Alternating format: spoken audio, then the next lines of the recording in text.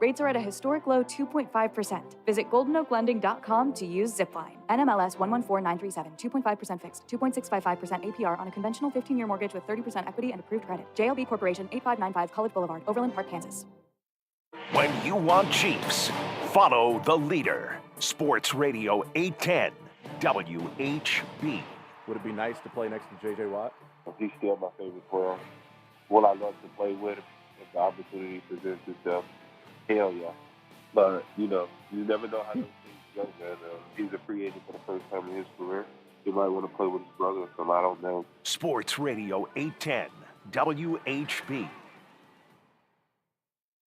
A KC tradition since 1957, Hereford House is a locally owned steakhouse that has served generations of Kansas Cityans. Hereford House exclusively serves certified Hereford beef, which has been proven to be naturally more tender and flavorful than other brands. All their steaks are aged 21 days, hand-cut daily, and grilled over an open charcoal flame. This process provides a wonderful aroma and delicious flavor that cannot be duplicated by any other cooking method. Hereford House, Leawood, Independence, Shawnee, and Zona Rosa. Every weekday on Sports Radio 810, tune in to hear Kansas City's favorite local lineup. At 6 a.m., wake up with the Border Patrol with Stephen St. John and Nate Bucati. At 10, it's The Zone with Jason Anderson. Now at 2, get into the program with Soren Petro. And wrap up your day on Almost Entirely Sports with Joshua Brisco. Kansas City's hometown sports station. Sports Radio 810 WHB. You're listening to the most powerful sports station in the country. Sports Radio 810, WHB Kansas City, the power of sports. Isn't this a sports show? I'm nothing if not smooth and professional. And needy. And extremely needy. That's Don't fine. nod so hard, Beards. Almost entirely. I want to eat a Jigglypuff! All right? I'll say it. Wait, cowards. hang on. No! Hang on. No! Hang on. No! I want to eat a Jigglypuff! This is Almost Entirely Sports with Joshua Brisco. Sports! Sports! We're talking about sports! Pew, pew, pew, pew. Take the show with you by listening on the Sports Radio 810 mobile app at 810WHB.com or by searching for Almost Entirely Sports wherever you get your podcasts. I looked at the Facebook comments earlier. No one said that we sucked yet today. That's not an invite, people. That's not an invitation! You go back into the hole from whence you came! This is Almost Entirely Sports on Sports Radio 810 WHB. We got some sports news, we've got some good guests tonight, and neither of those things will kick off the show because Rudy ruined the entire show about 60 seconds before it began. It wasn't really Rudy's fault. Yeah, like what happened? Well, you told me something that ruined my entire weekend, What did I... which is also Wait, what? going to ruin this show today. So confused right now. The first mistake I you usually made... know how I mess up the show. I have no idea. The first mistake that you made was looking over your shoulder to look at NFL Network. And then the second mistake you made was reading the bottom third. To be fair, I didn't like look over my shoulder looking at NFL Network. I looked over my shoulder to watch the Pacers destroy the Celtics, and the Sure. NFL Network just kind of caught me. Caught the corner of my I eye. understand, but you saw, and listen, this show has gotten a lot of mileage out of the NFL Network bottom thirds that just do nothing but cause me more pain and strife and suffering every single waking hour of my days. But would you please remind, who was it that had this very important take that is going to kick off tonight's show? It was Terrell Davis, former Bronco Hall of Famer running back. Yeah. And I didn't see the segment because I, at this point, can just turn off my RBMs. brain. Running backs matter. I don't know if it was, there was some sort of bold prediction who goes where thing. There was something, J.J. Watt ends up with the Buccaneers and blah, blah, blah, blah, blah. The one that Rudy informed me about was that old TD had TG coming to KC. They were discussing Todd Gurley's potential landing spot. And we're at the point in the offseason, I didn't have to, need to, was cursed to hear the actual analysis. All I know is that now one of my remaining dozen brain cells is devoted to remembering the fact that Terrell Davis thinks that the Chiefs should and will sign Todd Gurley, a 97-year-old running back that has absolutely nothing to offer at this point. And that, listen, this may just be the perfect little encapsulation of what off-season Chiefs conversations are going to be. It's just going to be example after example of what about this free agent? What about that free agent? What about this draft pick? What about that draft pick? I get it. I know. That's just where we're at this point. But to think for a moment that the big swing you can make on behalf of the Chiefs to get them back to the Super Bowl, and this time they're going to win the ding-dang thing, is to sign a 97-year-old running back. So it's not really your fault, Rudy. You were merely the vessel of the thing that was going to ruin my entire weekend. I'm fine with that. I'm just happy that I know, because I was so confused. I don't want to be having this particular brand of conversation, but like Todd Gurley at the veteran minimum would make absolutely no sense. If you said, the Chiefs specifically can either go into this year with Darrell Williams or Todd Gurley, I would take Darrell the barrel, and I would not hesitate. Because he can do all the things that the Chiefs want him to do in the offense. And also, Damien Williams. Good God, we're going to have to deal with Damien Wilson versus Damien Williams. Unless Damien Wilson just doesn't come back. Damien Williams is on the way back, theoretically. They drafted a running back in the first round last year. Gonna do one this year. Completely unnecessarily. They're going to take another overall, one at 31. Travis Etienne. They're going to keep dropping one pick for the next 30 years, and just every single time it's going to be a running back. Last year was running back at 32. This year it's going to be running back at 31. Next year will be running back at 30, then 29 and 28, et cetera, et cetera, et cetera. Also, there is a tweet from Tiger Woods' Twitter account that I'm going to read now, completely just fresh off the tweet deck because it's news about Tiger Woods. This is as fitting a transition from nothing to something very serious all at once. Tiger has moved to Cedars Sinai Medical Center and received follow-up procedures on his injuries this morning. The procedures were successful, and he is now recovering and in good spirits. Tiger and his family want to thank you all for all the wonderful support and messages they've received over the past few days. We will not have any further updates at this time. Thank you for your continued privacy, TGR. Does he sign things off with TGR? This is very much written in like third person. I don't know if I've ever seen that before. I don't know if I have either. But I guess. Very strange. Tiger. I get it. Tiger. Do you think that that's a stock market tag? Do you think there's something for TGR or dollars on TGR? I bet there is.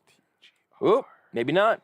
There is Teton Gravity Research, action sports, skiing, snowboarding, and biking. There is TGRF, which is TGR Financial.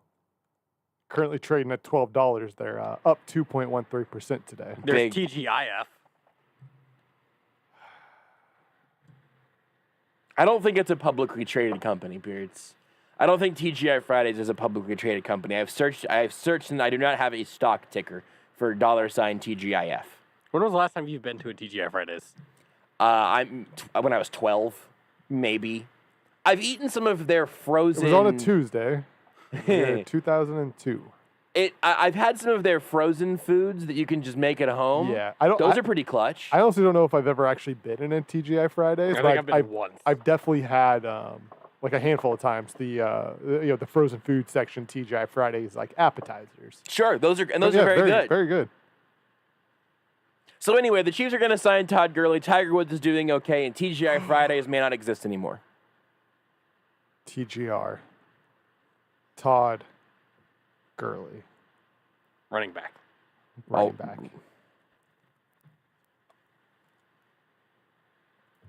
It's a sign. $TGRB does not have a stock ticker either. You think you can get a custom Chiefs jersey with $TGR? I You can try. If they sign Todd Gurley, somebody's got to get a jersey that says $TGR on it. I'm not going to even offer to get And then the tased if that number- happens. I'm just going to have an aneurysm. And then the number is just whatever the price is on TGR Financial, which right now is just 12. So you get 12.00 or just 12. It's $12. I'm just so there was I think it was Charlie Casserly's mock draft. There's a little bit of sort of pseudo NFL news we'll get to in a second.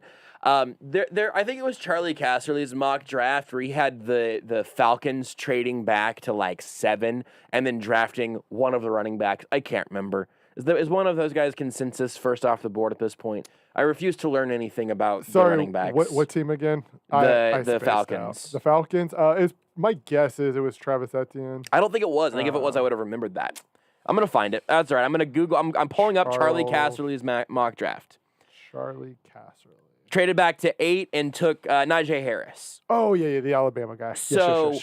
I don't know. Yeah, he'll be the first running back. I don't know how many times we're gonna have to. This is we are fully in SpongeBob. How many times do we have to teach you this lesson, old man territory here? Where I simply do not understand why this is so difficult. And also, imagine being the Falcons, picking in the top 10, even if you trade back. Imagine if they pass on a quarterback to drop back to 8 take a running to draft back. a running back. What are we doing? Or the Falcons with a historically stout defense. Probably nobody in the top 5 there that you could just pick and try to improve that defensive standing. Not that you should draft a running back at any point in the first round, but if you trade it back where you ended up with multiple first-round picks or whatever, Then you draft multiple running backs in the first drafted round. that running back at like 31 or 32. Again, And 32. I would not call it the good move, but it's a move you can at the very least like deal with. You don't do it at 8. In Casserly's mock, he has the Panthers trading up to the Falcons' 4th overall pick to take Trey Lance. If you can take a quarterback, just do it. Or if you want to give Matt Ryan another year and then you think you can draft a quarterback next year, fine. If you genuinely do not like any of the guys, then like it's fine to not draft them. Listen to Casserly's logic. Listen to this. Listen to this. You don't draft the running back. The Falcons trade back and still get their top choice, a dynamic running back whom Arthur Smith can build his offense around. I know we rarely see running backs go this early these days, but Todd Gurley is a pending free agent, and Atlanta has to have a strong running game if it's going to get back to competing for a playoff spot. Josh? They don't, and they also don't need a top 10 pick for a running back to have a better running game. Hey, Josh. Todd Gurley being a pending free agent has nothing to do with this. He was irrelevant last year. I think they might draft a running back in the first rounds. If you're telling me, I didn't even think about. I forgot it was Arthur Smith was the head coach, whose offense was obviously like built around Derrick Henry. Oh God, if he might draft a running back in the first round. That offense was not at its most successful when it was built around Derrick Henry. Yeah. The two most important players on that offense are Ryan Tannehill and A.J. Brown. What are we doing? I think they might draft a running back in the first round. I hope they do. I hope they do. Yeah, go for it. Go bleep it up, baby. Go for it. Najee Harris seems like a nice guy. I hope. You know what? So does Clyde, and I've had to spend the last entire year. Yeah, but we're not talking about. But here's the thing: we're not talking about the Chiefs. I am fine for chaos around the NFL. If 31 teams in the NFL want to draft a running back in the first round, so long as it's not the Chiefs, I am 100% here for it. The Chiefs already did it. I know, but we are talking about going forward. Like, I'm not talking about going backwards. We cannot claim any form of superiority in any of this. Oh, I'm not claiming superiority. I'm just saying I like chaos. So like I'm fine if the Falcons want to draft a running back in the top 10. I'm 100% good with it.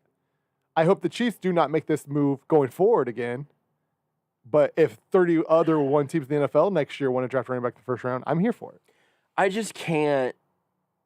Here's the other thing. I'm checking on this right now.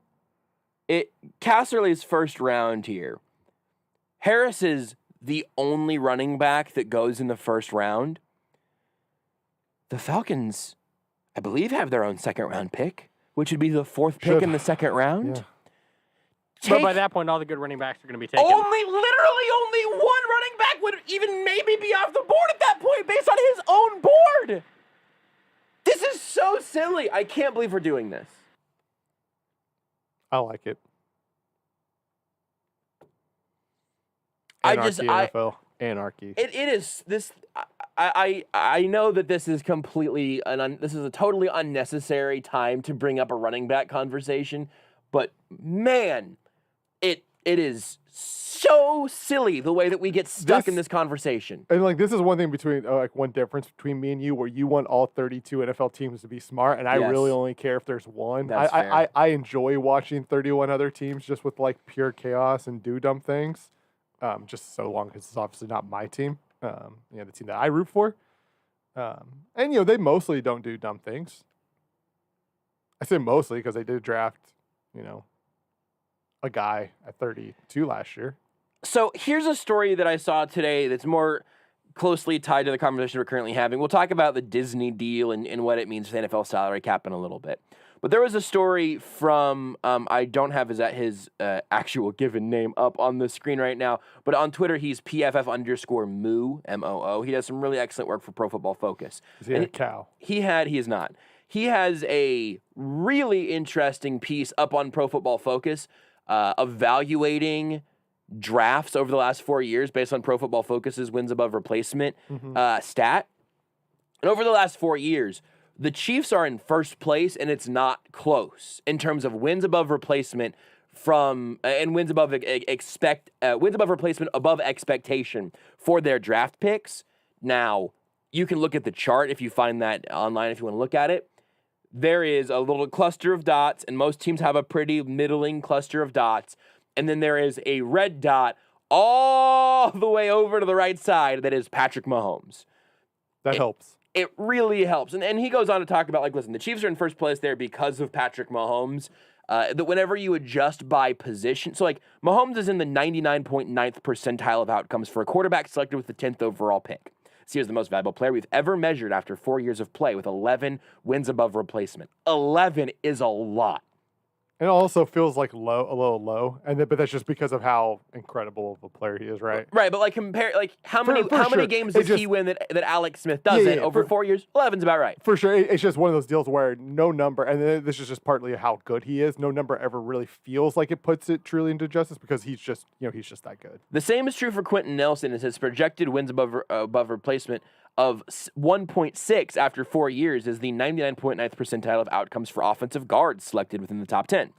But then they go through and says, by accounting for the position and measuring the percentile instead of the WAR difference between the outcome and expectation, we measure draft success in the same way teams might think about it.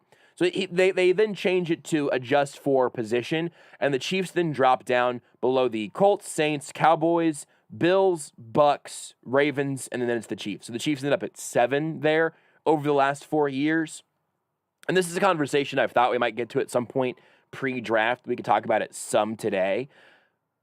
Then the Chiefs, weighing by round, the Chiefs go back up to 3rd behind the Saints and the Colts. The Chiefs are up there throughout all of these. They do it by positional value and round. The Chiefs drop back down to around 7, it looks like again. It's interesting because I will be way more curious to see what that chart looks like whenever Mahomes is not a part of the evaluation. Because also, when you look through just the last 3 years, which is becomes more of a Brett Veach conversation, because Mahomes, listen, Veach should get a good chunk of credit for Patrick Mahomes. I think that's relatively clear at this point. But within just the drafts in the last 3 seasons, and frankly, even if you want to go to the 4-year chunk, including Patrick Mahomes, these last 4 drafts paint a very interesting picture of where the Chiefs are at right now. And it's why the results, even adjusting for how excellent Mahomes was, really surprised me in that piece, because it's pretty thin with one absolute gleaming, shining, perfect diamond. Then it's a bunch of relative busts and guys that didn't end up fully living up to expectation. So 2017, you get Mahomes and Kareem Hunt, who actually right now is probably getting a little bit of a wins above replacement boost. Not much of one, I'd imagine, but a little bit of one in Cleveland, which isn't actually helping the Chiefs. But whatever. You get Mahomes and Kareem Hunt in the 3rd round. Tano Passanio, probably going to not get a second contract. Never lived up to a 2nd-round pick designation. Jehu Chesson, think he's probably out of the league. Ukeme Eligwe, Leon McQuay. Same story for all 3 of those guys. At the very least, not Chiefs. Haven't been for a minute now. 2018, they trade up for Breeland Speaks, gone. Derek Nottie, rotational defensive lineman. His value, you can like what he does best is obviously doesn't bring necessarily a ton of value being a run stuffer, but he is very good at what he does. He is a professional football player that if you had him on the open market right now, he would not get a third-round pick from another team, but also you had him on his rookie contract. It's fine. I'm not hurt about Derek Nottie at all. He's a good player who's not Chris Jones, but he's a valuable piece. Dorian O'Daniel, special teamer. Armani Watts, special teamer. Tremont Smith, Khalil McKenzie, gone. Those are 6th-round picks. I'm not stressing it. Dorian O'Daniel was a 3rd-round pick. We forget about this. He was the 100th overall pick. I'm going to go to the 3rd-round pick from last year momentarily. That doesn't make any sense, Beards. You just heard a number and hadn't talked enough yet? Yeah. All right. Do you know who the 69th pick was that year? No. I do not. Me neither. 2 years ago, you get the 2018, you get so you have the Breland Speaks, Derek Nottie, Dorian Daniel, Armani Watts, Tremont Smith, Khalil McKenzie. Derek Nottie is a professional football player. That's the only real thumbs up out of that draft class. 2019, Nicole Hardman, open market right now, would not get a 2nd-round pick in return. Will he develop? I mean, I'll give him another year, but it's not a super bright picture painted at this point. Juan Thornhill, good pick in the 2nd round, would probably be a 1st-round pick if you redrafted that draft. Injury makes you hesitate a little bit, but he looked good in the playoffs. Feel pretty good about Juan Thornhill's 2nd-round pick. Colin Saunders was the 3rd-round pick. He went 84th. He lost his role to undrafted free agent Tershawn Wharton this year. I know Colin Saunders was a long-term developmental pick and all that stuff. Tershawn Wharton was a rookie from Missouri S&T. The idea that, Colin Saunders going 84th from Western Illinois would need more time than Tershawn Wharton, and that's something you should just expect, is kind of a bummer to say out loud because I don't think it makes a lot of sense. I think right now you've got to look at Colin Saunders as if you get proven wrong, lovely, but it seems really unlikely. Back into that draft, actually, pretty strong, which I have sort of a thesis statement also to maybe take this a step or two farther. But you get Rashad Fenton in the 6th, Darwin Thompson in the 6th, Nick Allegretti in the 7th. Nick Allegretti was a starting caliber offensive lineman in the middle of an offensive line that wasn't great. He came in a pinch, played well enough. He was not a gaping hole in that offensive line. 7th-round pick who sat for a year and then played. You'll take that 100%. Rashad Fenton, same deal. Darwin Thompson, they don't like as much as I do, I guess. I don't know, whatever. Fine. Rashad Fenton has a hard time getting on the field for being a pretty dang good cornerback just because the Chiefs have just weirdly had a pretty good cornerback crew the last year or two. I'll be interested to see if they put him back in the slot and put Snead back outside next year. That'll be an interesting sort of thing to see how they feel about Rashad Fenton and also where they feel like Snead is at his best because I think you can make an argument either direction there pretty easily. Then last year you get Clyde, who is a fine running back that you spent a very valuable asset on. Willie Gay, his rookie season was disappointing. There's no argument to that. I'm optimistic about Willie Gay, but I somewhat blindly at this point. And it's disappointing in the sense that, because I imagine there are going to be some people, when they hear that, well, what did he do is bad? It's not that he did anything bad. It's the fact that he just did nothing. He never took over. So it's the same way that I hope that a lot of people aren't thinking that because that's the same reason that Colin Saunders' season was disappointing. Yeah, he wasn't on the field. It's just the fact that he was on the field. Now, for Saunders, it's a little worse because you got your spot lost to an undrafted free agent, whereas with Willie Gay, you can at least make the argument. Damien Wilson and Ben Neiman. But I mean, those are guys who have been in the defense. That's fair. To me, that's the argument, right? He wasn't in and then lost his spot like Saunders undrafted did. Rookie. Sure, yeah. That's fine. I also had higher expectations for Willie Gay. Yeah, absolutely, still disappointing though, because again, the thought was that come October, he would be starting. He would be playing the majority of the snaps. I haven't talked to him about this much recently, but people who really, really, I think, had a genuine finger on the pulse, like Nate Taylor. Nate was publicly saying, listen, because we were asking, week 2, when are we going to see Willie Gay? And he said, listen, come back in October. And then October is like, well, what about, come back in September, November. And then September, November, honestly, Nate was going, let's talk about it in December. And did I get my months out of order? You said October and then September, December. Yeah, Poverty's perfect. But, Nate was kind of hitting the snooze button because his read of what the Chiefs were going to do with Willie Gay was that, he was like secret. We were in secret weapon territory with Willie Gay that just never showed up. Legerius Snead looks like a vision. Legerius Snead in the 4th round, he would probably be a first-round pick, which is hard to do as a dude drafted 138 who played mostly safety as last year at Louisiana Tech. That's great. Mike Dana seems like he's a rotational defensive end. Maybe he develops. That's fine for your 5th-round pick. Bo Peep Keys, TBD. The main thing, there are a couple of things that come out of this for me. One is that the successes here are typically built on one really good pick in each draft, except for in 2018, which is pretty much a wash. Well, except for Derek Nottie, who is a solid. He's a football player. Yeah. One thing that is interesting to me is how many of these successes were not their first pick or even were picks significantly later in the draft. And the other thing is it should be a reminder that even as we can look at all of these disappointing draft classes over the last few years with a couple of individual exceptions make it no longer a fully disappointing draft class on the scale of the rest of the NFL. Whenever you look at the Pro Football Focus story that I'm referencing, you find the Chiefs being... Is there a helicopter in the studio? And a motor... Is there a motorcycle riding a helicopter right now? What is that sound? Is there a plane? Is everything okay? I can see the helicopter All or right. plane. It's right there. It's very... Is it a double blade situation?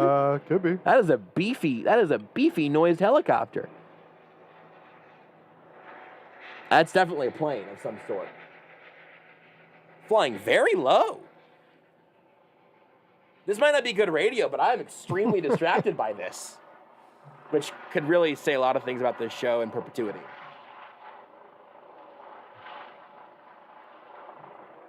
That is it is getting lower. Where's that thing landing? Is there a secret airport down the street that I don't know about?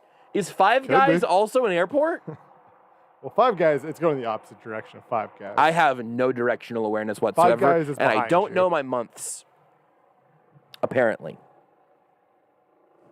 October, September, December, November. You forgot March. Ah. It's in there somewhere. It's a leap year. We skip March. That's what that means. Anyway, I love Drew Brees. Anywho. But even whenever you see, and if there are some dots way in the wrong direction on the Chiefs' little chart here, and I imagine that it's Breland Speaks down there. They traded up in the 2nd round, defensive end, relatively high impact position, and just gave him absolutely nothing. Never on the ground though. That's honestly Beards. You have to turn off the Celtics game for 5 minutes and put yourself in the penalty box, the no TV penalty box, because you missed several chances to yell the phrase "never on the ground" when I referenced Breland Speaks. That's okay. Jeff Teague was on the ground. It made up for it.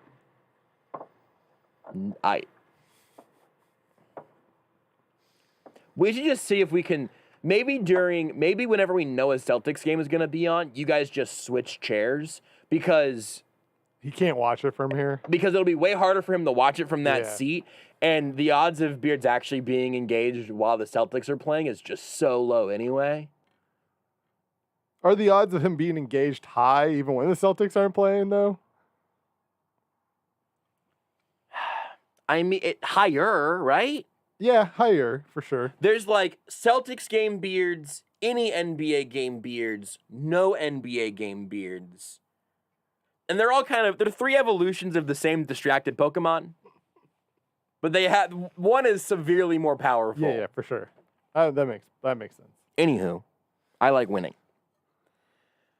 I have a lot of whips.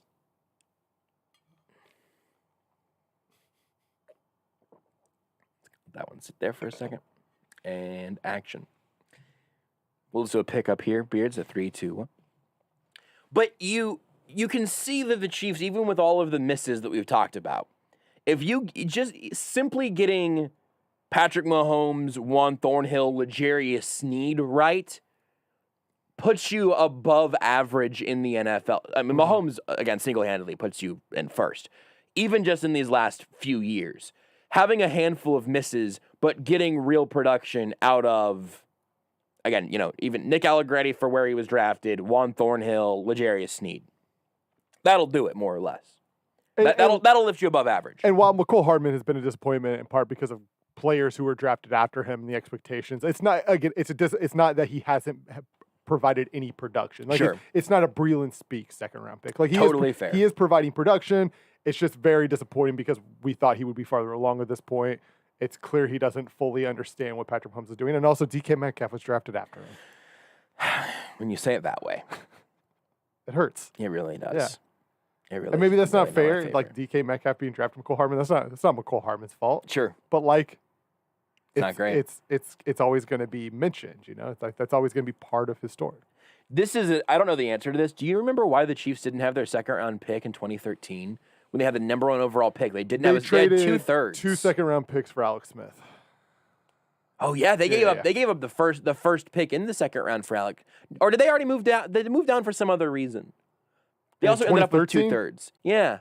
I'm pretty sure in 2013 that was the Alex Smith. No, they definitely traded a second in 2013 and 14. Definitely. Yeah. But they ended up with 2/3 somehow. Not important in any way whatsoever. I wonder if they traded 2 seconds for Alex Smith and a third. I've got the article here. I'll scan it. One of those thirds was Travis Kelce. One of them was Niall Davis. Equally important You went players. 1 for 1. Niall Davis. Which Great is, kick returner. like that draft, Eric Fisher, Travis Kelce, your first 2 picks. I could give a bleep about getting Niall Davis, Nico Johnson, Sanders Cummings, Eric Cush, Braden Wilson, and Mike Catapano wrong. That's fine.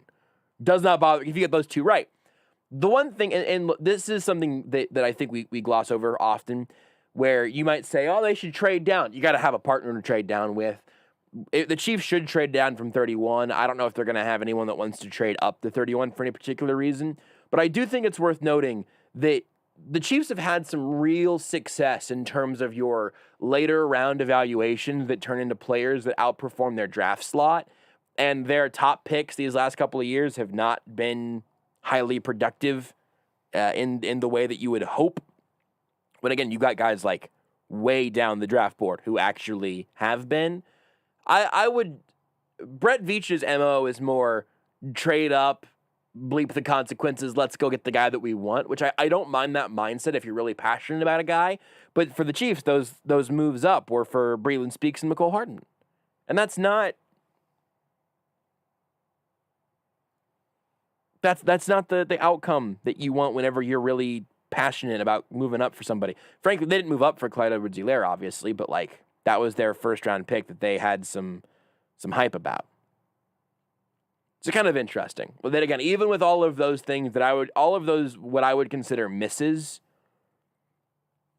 they have still been, even without Mahomes, in the top half of the pack these last few years, because just getting a few impactful players will totally change where you land in terms of draft success. That second, third round pick, I'm 99.9.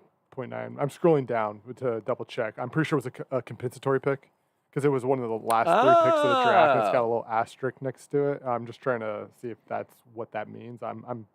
I'm sure I'm sure that's exactly what it means. I'm just looking for the key, Yeah, and unfortunately, we're legally not allowed to take a break until you do tie up that loose thread. So, oh man, where's this key? The thing that I was confused by, I think, because Travis Kelce would have been the first pick of the 3rd round or top right up why there. Doesn't, oh, you know what? You know why? Maybe. Yeah, it doesn't say? 96th pick in the 3rd round would be Niall Davis.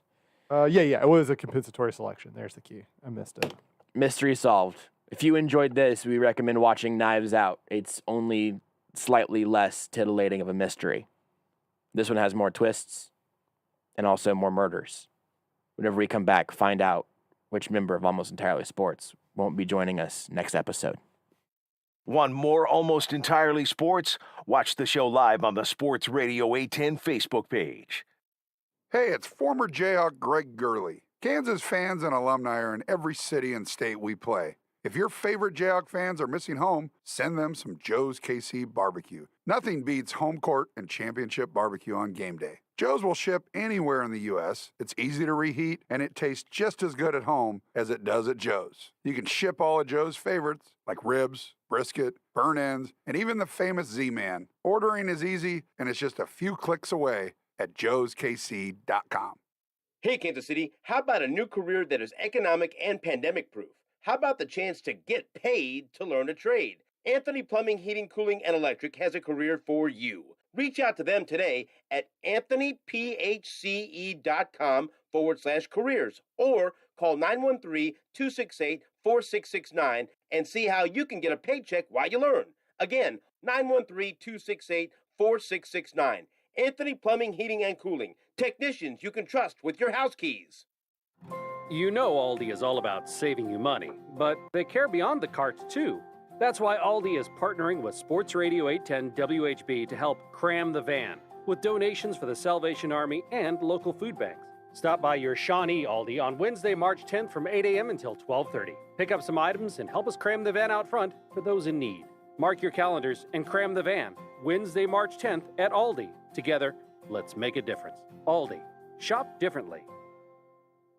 Easton Roofing. Estimates are always free and suggestions are built on integrity. Let Easton Roofing educate you about every possible roofing solution for your home or business. And right now, mention 810 and get 10% off, up to $500 on a re-roof, roof repairs, attic insulation, or gutters. That's right, mention 810 and save 10%, up to $500. Go to eastonroofing.com for more details. Easton Roofing, getting you back to life faster. Estimate has to be written and signed between now and March 18th. This is not an offer or inducement to pay part or all of any insurance deductible. Prime Lending's mortgage professionals are ready to assist you with your next home loan or refinance of your current residence. Prime Lending has 10 convenient locations to serve you. Visit whyprimelendingkc.com. That's WHYPrimelendingkc.com or call 816-600-4561. Prime Lending ranked #1 mortgage lender in the Kansas City, Missouri metro area market per Market Track January 2019 to October 2020. All loans subject to credit approval, rates and fees subject to change. Prime Lending, a Plains Capital Company, NMLS 13649, is an equal housing lender. Evansfield Distillery, Independence, Missouri, where every glass is older than the last. Whiskey ages in a barrel for years. Not at Evansfield Distillery. Introducing the Evansfield Endless Aging Process. A wood medallion placed in each whiskey bottle dramatically increases the speed of aging. Evansfield whiskey ages 1 year in 7 days. Senior distiller Dennis Evans developed the process over many years so that you can enjoy aged whiskey in a very short period. Evansfield Distillery, Independence, Missouri, where every glass is older than the last. This is Almost Entirely Sports with Joshua Brisco. You know what you do after you run the ball on 1st and 10 and you get 0 yards? You run that ball again. You establish that run. On Sports Radio 810 WHB.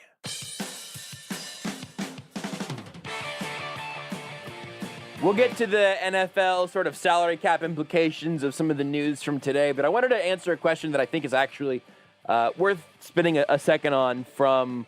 I believe it was from G.E. Metzel on Twitch. If you're asking the question, I think you are. Yeah. How many years do you give a player before they can be graded fairly in their performances? I understand that it's dependent on the organization, team, talent around them, etc. It's a good question. Specifically for what PFF was using here, there was actually a really interesting thing. I did not know that this was going to be the case.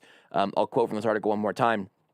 We want to examine recent draft success, but players drafted in 2018 or later haven't yet played 4 years. Luckily, WAR after 4 years is highly correlated to WAR after 3 or even 2 years, with R and then the little triangle 2 values of 0.96 and 0.87 respectively. Therefore, we can assess each team's 2018 and 2019 draft successes by predicting the WAR numbers after 4 years with a high degree of accuracy. It even makes sense to include the 2020 draft, as rookie WAR and draft position predict the WAR after 4 years with a value of 0.6. The draft position adds 0.05 compared to you're only using rookie WAR.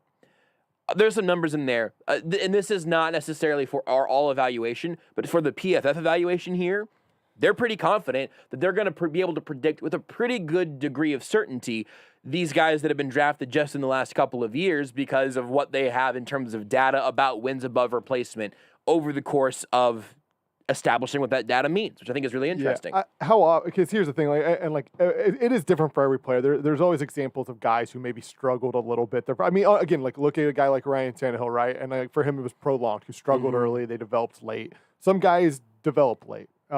Most players are who they are, and you can tell pretty early. There's some development, right? TK Tano is a better player now than he was as a rookie. He at least has some impactful moments, but it's a small improvement. After 2 years, you're gonna have a pretty good idea. Now, again, there are exceptions in there, and I would say especially now for any player who's say been in the league for 2 years or less, having to deal with COVID off seasons. Sure, you can make the argument for why that player still has a lot more room for growth.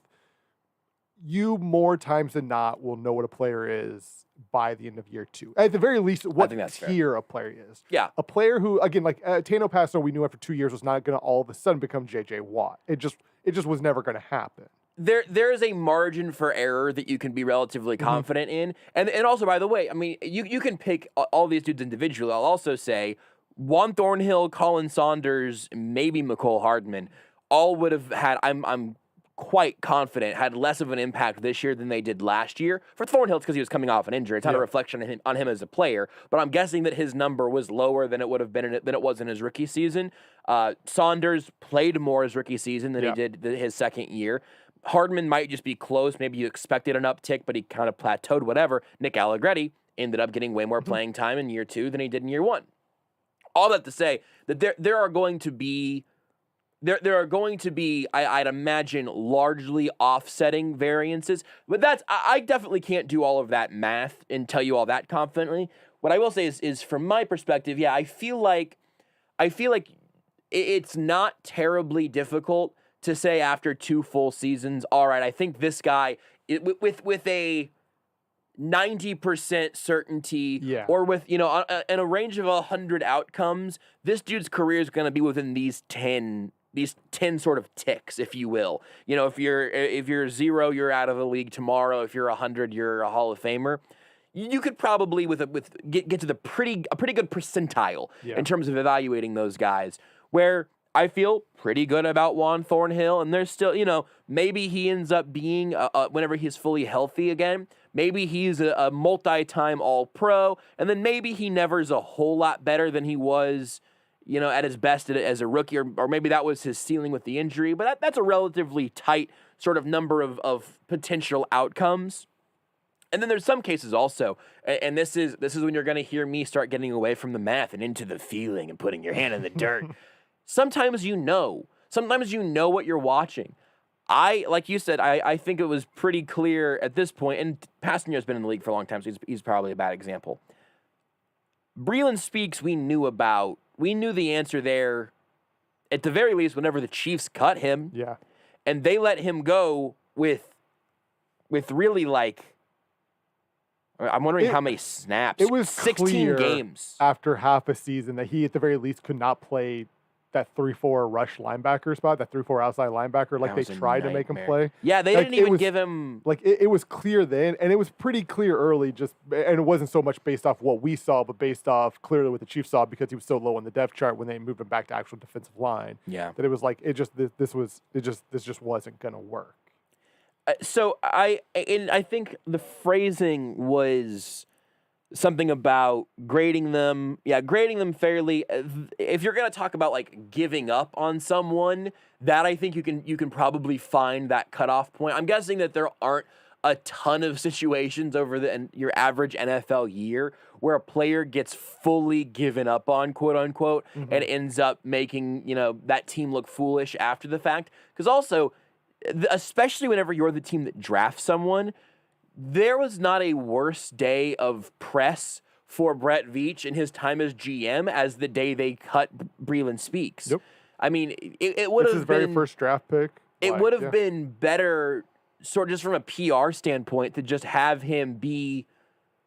They ended up losing Taco Charlton. They had some of these rotational defensive ends that they lost the depth. It would have made more sense. It would have been better from a PR perspective to just let Breeland Speaks be on the roster and see if he can end up doing literally anything.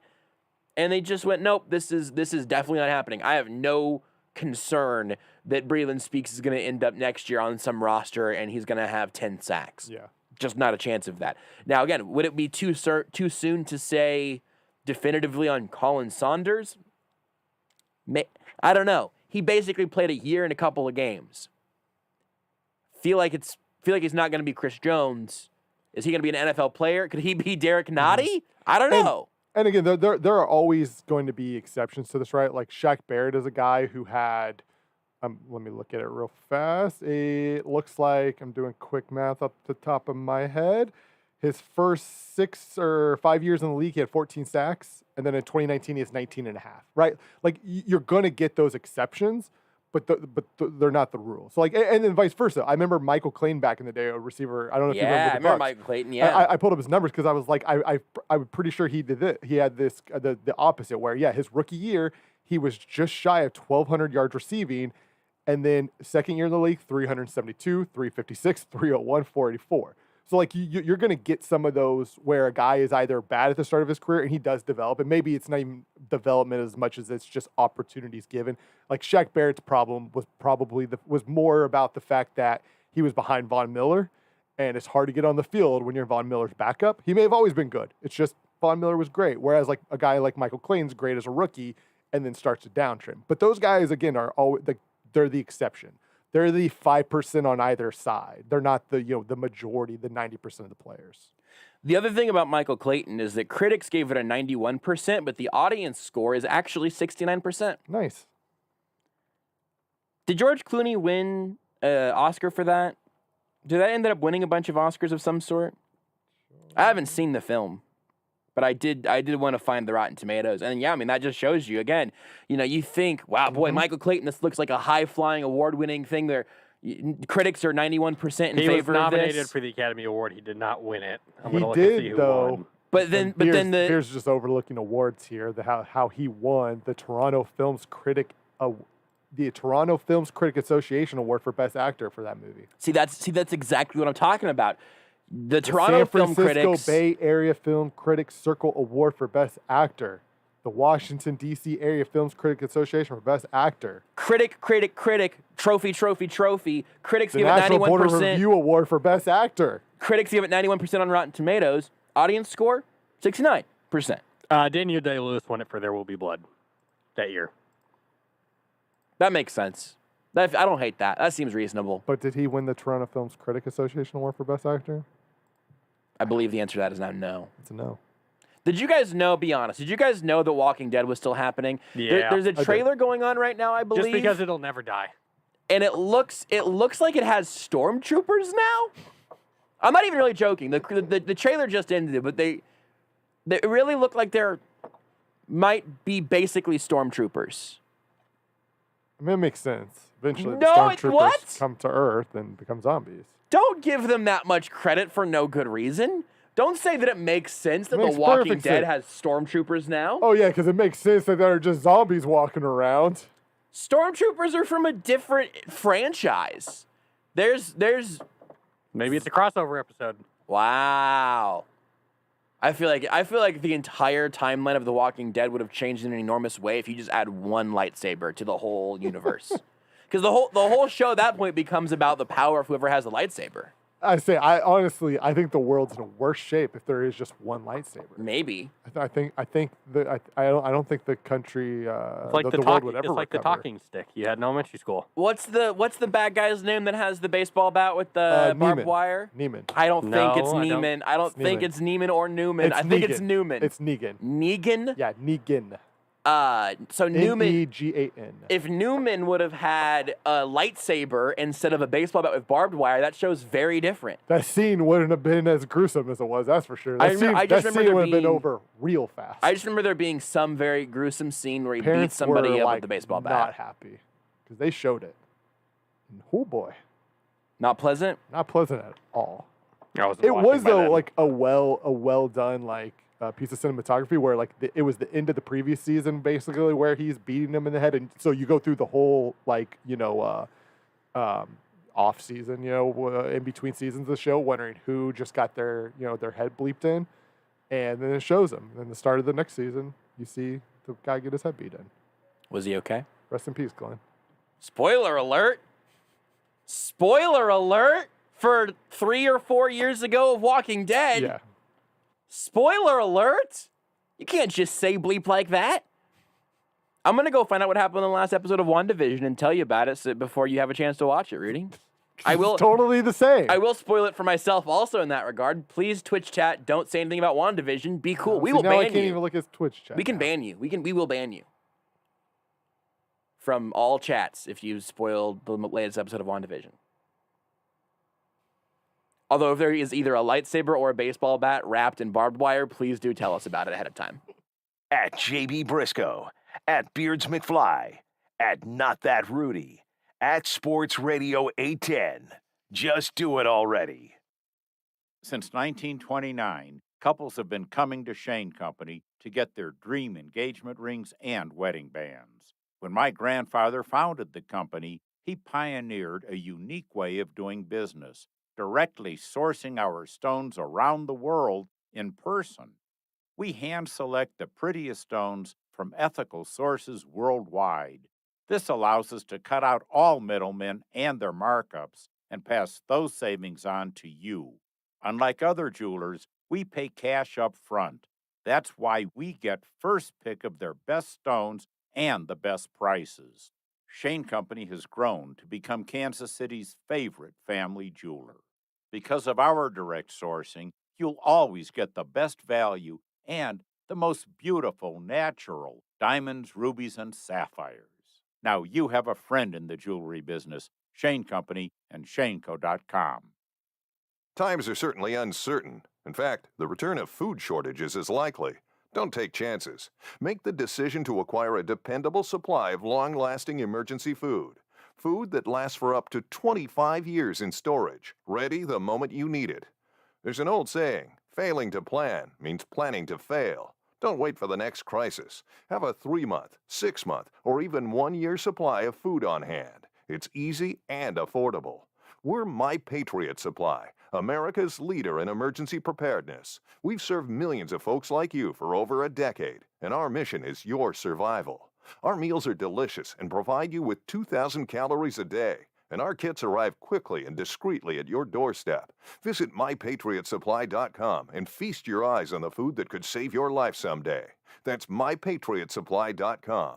Take the pressure off yourself. Go to MyPatriotSupply.com and face the future without regrets. Hey, this is Stephen St. John, and I've been listening to how great Nate feels after going to Stretch Zone, so I had to try it out myself, and I feel fantastic. And my wife, Susan, she's had 2 years of daily back pain, which is already feeling better after a few sessions. Stretch Zone will help you relieve stiffness and soreness, increase and maintain range of motions, and enhance physical skills. Stretch Zone is located in Lenexa and Overland Park. For more information, check out StretchZone.com. The home of the Jayhawks. Sports Radio 810 WHB. Wilson, left of the lane. He drives, steps through, kicks to Brown. Does he have a dagger? He does! Christian Brown from downtown. The official radio home for Kansas Athletics in Kansas City. Sports Radio 810 WHB. Harris on the feed. Abaji on the flush. Over the shoulder and down hard. Saturday, Kansas faces number 2 Baylor. Tip-off at 7 on Sports Radio 810. You're listening to Almost Entirely Sports. Is it okay for your 9-year-old and 11-year-old? Depends on if you're okay with a really uncomfortable C-3PO droid sex scene. Is that true? Who knows? Yes, that was actually in the movie.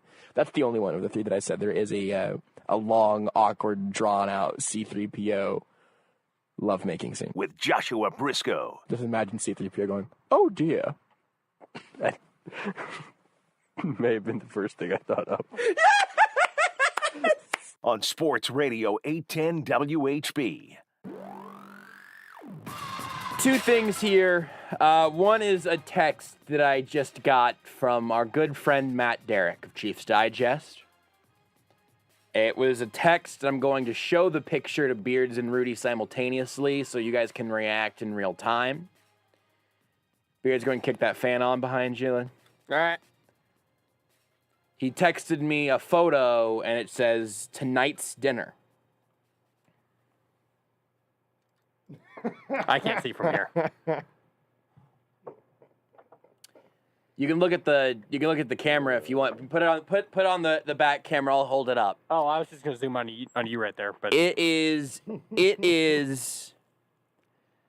a deeply upsetting photograph of a bowl of otherwise very pleasant looking mac and cheese drizzled with ketchup. Bone apple tea.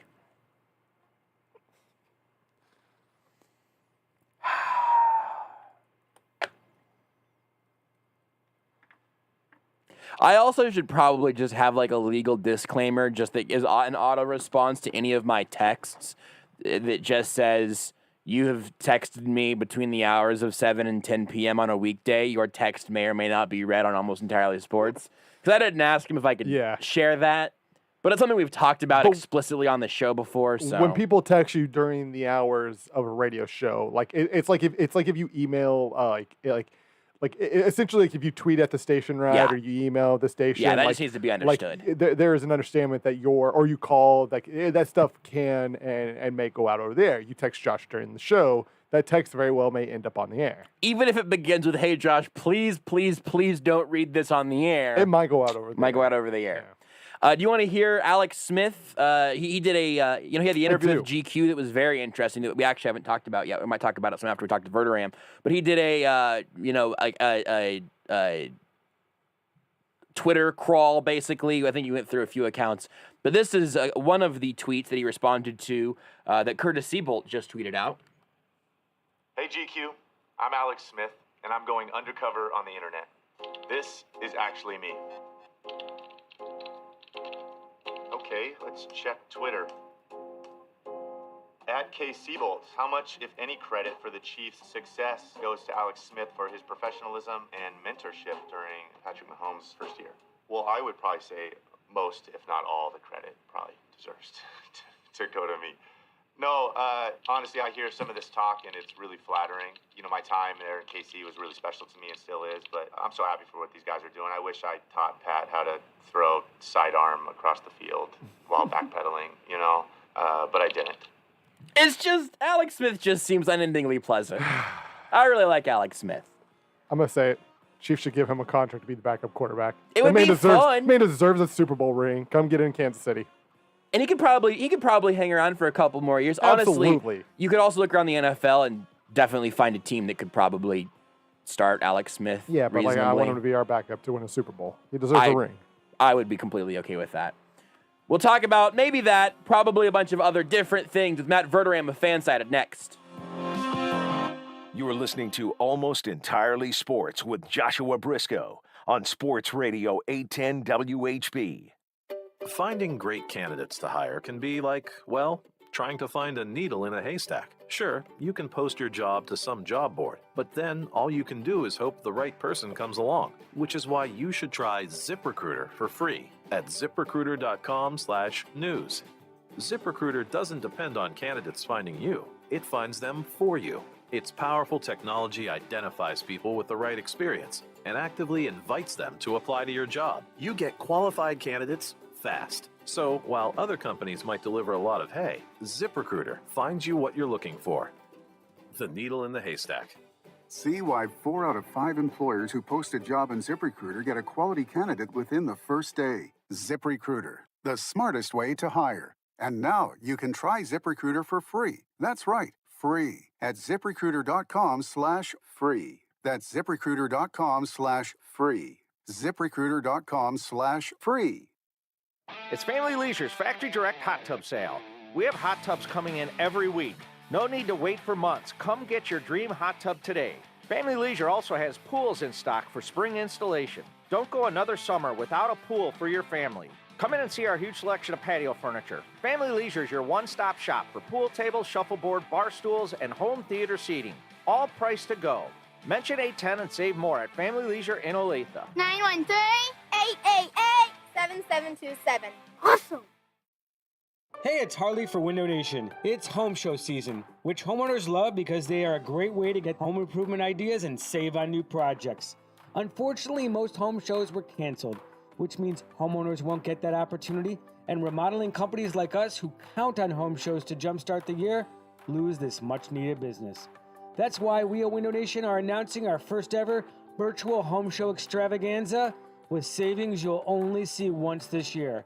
So call now and for a limited time get 2 free windows with every 2 you buy. There is no limit. Plus no down payment, no payments, and no interest for 24 months. Save thousands on interest alone. With over 1 million windows installed and an A+ rating at the Better Business Bureau, nobody is more qualified to install your new windows than Window Nation. But hurry, this buy 2 window, get 2 free sale and pay nothing for 2 full years is for a limited time. So call 866-90-NATION or visit windownation.com today. This Sunday on the NBA on ESPN Radio. Stolen by Crumbo, winds up and throws it home on a windmill right hand. 2 of the NBA's best go head-to-head in Milwaukee when Giannis and the Bucks face Kawhi Leonard and the Clippers. Last second shot is good under heavy duress. Kawhi Leonard. The race is here, the time is now. Top of the world and I can't come down. The Milwaukee Bucks and the LA Clippers. Sunday, tune in to hear the Clippers and Bucks at 2 on Sports Radio 810 WHB. Kansas City's favorite sports station, 20 years and counting. Sports Radio 810 WHB, Kansas City. This is SportsCenter. Game 1 of an NBA doubleheader underway on ESPN. I'm Chris Smith. The Celtics up on the Pacers 61-60 at the half. Kemba Walker leads away with 18 points and is a perfect 6 for 6 from the charity stripe. Coming up 10 Eastern on ESPN and the app, the Trailblazers head to LA to take on the Lakers in an epic battle of 2 of the top teams in the West. And bad news for Brooklyn. Nets star Kevin Durant will be out through the All-Star break after he missed the last 6 games with a hamstring strain. And our Kendrick Perkins says slow and steady wins the race. It's not about the sprint. It's about the marathon. And I think he should take his time coming back, coming off the Achilles injury. Because one thing about KD, he could fit in. He's going to fit in regardless. He's a guy that could play off the ball, efficient score. You could move him around multiple positions. So I'm not worried about him coming back in and fitting in with this team. So I think it's the right decision. Perkins on the jump. Pacer star Domantas Sabonis will replace Durant in the All-Star game, and the Celtics' Jason Tatum will now be the starter. And the pandemic has shifted the NBA rules for seniors. In a shift from last year, the NBA legal office will require college seniors to petition the NBA for early entry list in order to become draft eligible. This stems from the NCAA granting an additional year of eligibility to winter athletes. MLB news, coming off a 3rd straight NL East title and getting within 1 win of a spot in the World Series, the Braves have extended the contract of manager Brian Snitker through the 2023 season. Coming up Monday, we'll tell you where LeBron stands in the MVP race as James Harden continues to close the gap in a massive weekend for the Lakers and the Nets. Keyshawn, J. Will, and Zubin, 6 Eastern on ESPN Radio. This is Almost Entirely Sports with Joshua Brisco. Matt, first question. Whenever we are gulped up in a nuclear holocaust, what's the thing that you're going to miss the most? Probably being able to watch football and have a beer. And that's pretty sad maybe that's the thing I'm going to miss most. But I'm a simple man, so I enjoy. On Sports Radio 810 WHB. Is that a new one, Beards? It's an old new one, yes. It's just like the first week of the show, I think. It's just kind of funny to think back to a time when we joked about like a world-ending event, and now here we are. It's like, boy, I do miss being able to go outside and watch football and drink beer. Like that was a bit of a. What's the outside? A bit of an unfortunate self-fulfilling prophecy, I'm afraid. The pandemic might be our fault. That's really deeply unfortunate. That was the voice of Matt Verderame of FanSided, who joins us here now in 2021. Matt, does that stay true? Is there anything else that I suppose, in retrospect, you've missed more as the world has been basically dropped into its own end? I haven't missed football at all because it's pretty much all I've had since the pandemic. Right. Like if you said to me, what is the thing you miss the least? It's me going down into my bunker of an office down in the basement and watching football on the television. So I've had plenty of that, which has been great. I probably miss human contact. Now, I don't know if the rest of the human race would agree. Right. But for me personally, that's definitely. I noticed that you have retweeted this tweet, and I'm just wondering if it has gotten you every single time. There's the Twitter account that just tweets Daniel Craig, a video of Daniel Craig introducing The Weeknd on SNL, and it just says, "Ladies and gentlemen, The Weeknd," and this account tweets it out on Fridays, and I'm just wondering, the fact that you retweeted it makes me very happy, because every single time I see it, it makes me laugh. It's my favorite account on Twitter. I follow it. If I could, I'd interview it. It's just so perfect. Like, you know, the internet is full of really smart people. Yeah. It's also full of really average people who did one really smart thing or came up with one really funny thing. And that's not an insult. Like, that's fine. Like, if you came up with one funny thing, it's one more funny thing than I've ever come up with. It's fantastic. I'm scrolling through. It's like 6 o'clock Friday night, and I get Daniel Craig, "Ladies and gentlemen, The Weeknd." And it's like, you know what, Daniel? Damn right. Worked 40 hours of FH, you know what? And you know what? Now I get The Weeknd, which doesn't really matter in this business because I'm liable to get woken up at 6 a.m. by a phone call. Hey, you want to interview so-and-so? And like, yeah, what the hell? Saturday. Sure, why not? Right. Still, weekends here. It's a beautiful thing. We should just, throughout the course of this last year, we should have just started calling every day just like Thursday. Just make a bunch of bad noises all at once. Every day is that. All 7 days of the week are just blarg day. They're blarg day.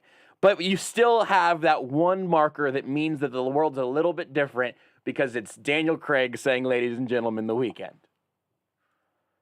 I'm just glad, not that I'm never serious on the show unless we're talking about football, but I am so glad the Johnson & Johnson vaccine seems to be getting approved like this weekend. Yes.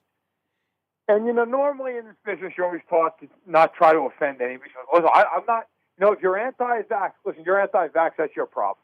I am so glad that there is this vaccine, one-shot deal. It is a game changer. Oh, if you don't want to get the vaccine, fine. Not my problem. Gets me a vaccine faster. Like, you don't want to get it? Okay, listen. I'm not sitting here saying that they you know, you should be forced to jam a needle in your arm, but don't cry to me if you go to the hospital either. So, as far as I'm concerned, you don't want a vaccine, cool. I get one.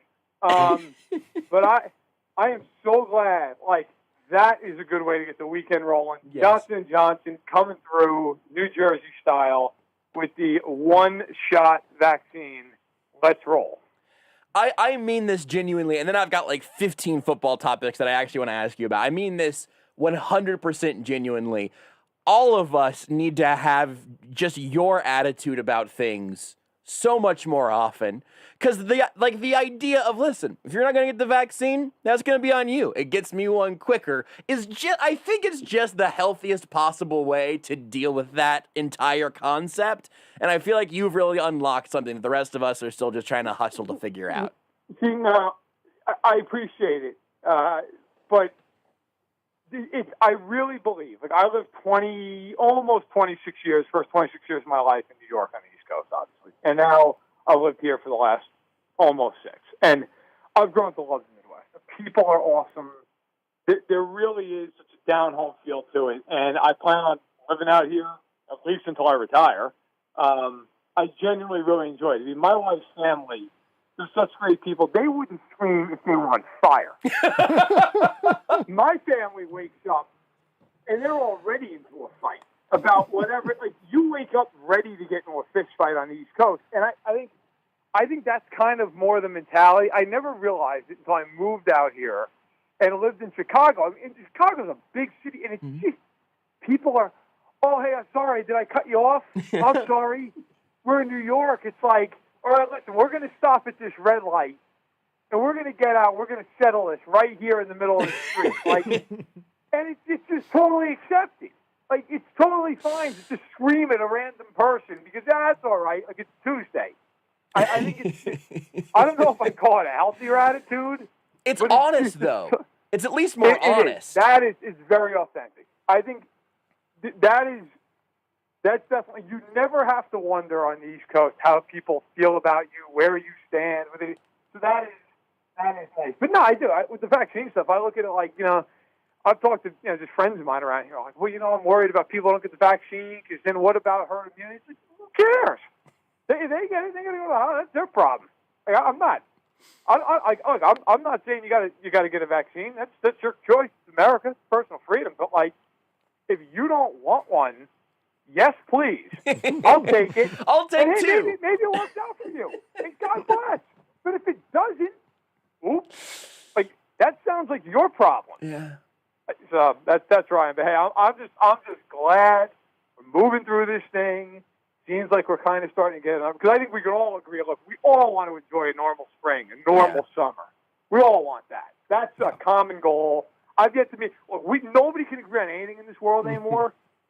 Everybody can agree that they want to have their life back to normal. Yeah. So let's just keep going in that direction. Seems good to me. Let's take this then, because there's a little bit of a COVID connection here, obviously, where the NFL salary cap had been. We talked about this. A year ago, a little over a year ago, maybe, as to the fact that the NFL salary cap seemed like it was set up to absolutely explode because these new TV deals were coming.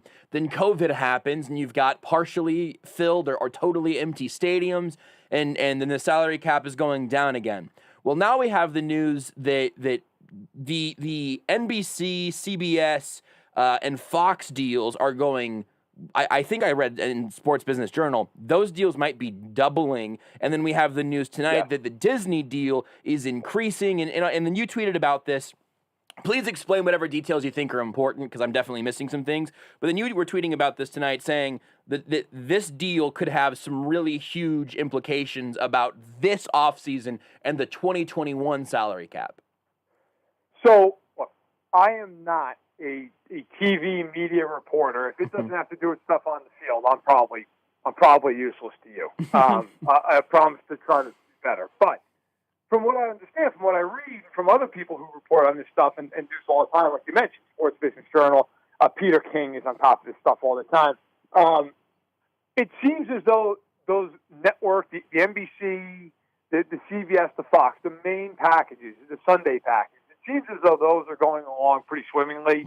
And you're right. It could double in size, which is just, when you figure what it already is, and here's the thing that's crazy, right? You always get the guys like, football's dying.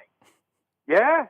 Because the NBC's already paying a fortune, and was like, you know what's still worth it? Double the price. Yeah. Still worth.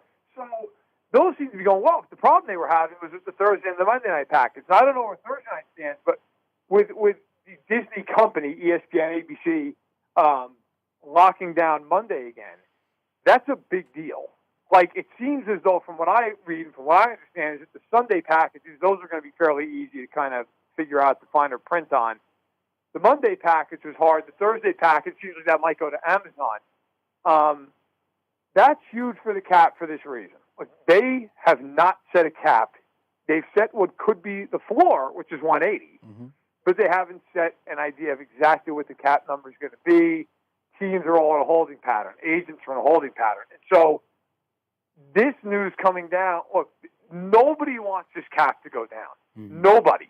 Teams, players, agents. So if there's this huge influx of cash, that's big. Now, does it guarantee the cap's not going to go down? No, but it gives the league and the players' union a real avenue to go, you know what?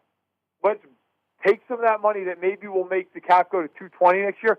Let's take it, keep it at 200 this year, and then maybe we go to 210 instead of 220, but fine, who cares? Like, we'll live with that little bit of incremental increase. Because you're right. I remember coming on your show, I talked to multiple sources at the Combine who said, yeah. Now, this, keep in mind, this is right before coronavirus exploded. They were like, yeah, it might go up to 240.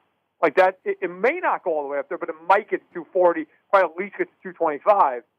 And then the coronavirus happened, and obviously everything went to hell. But it was interesting. And, yeah, now this TV money could be a game changer. It was keep a lot of teams from having to cut a lot of really good players.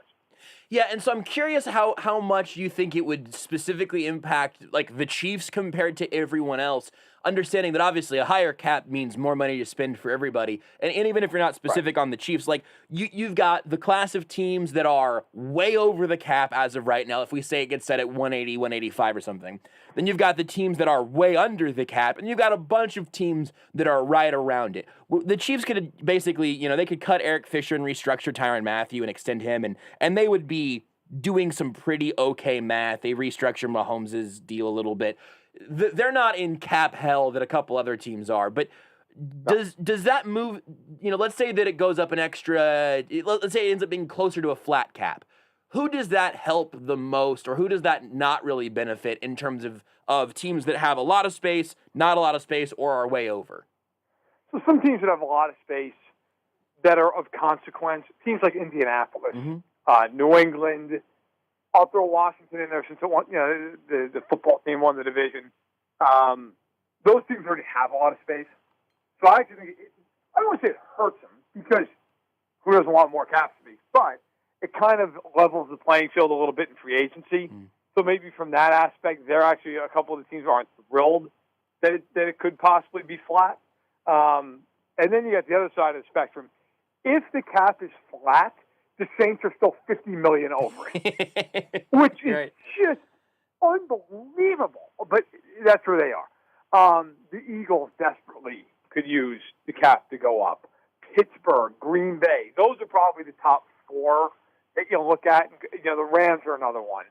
Now, Kansas City's interesting. If the cap ends up being flat, the Chiefs are, depending on the math, $4 to $5 million over. But that's nothing. Yeah. They could convert Mahomes' contract and save $17 million. Okay?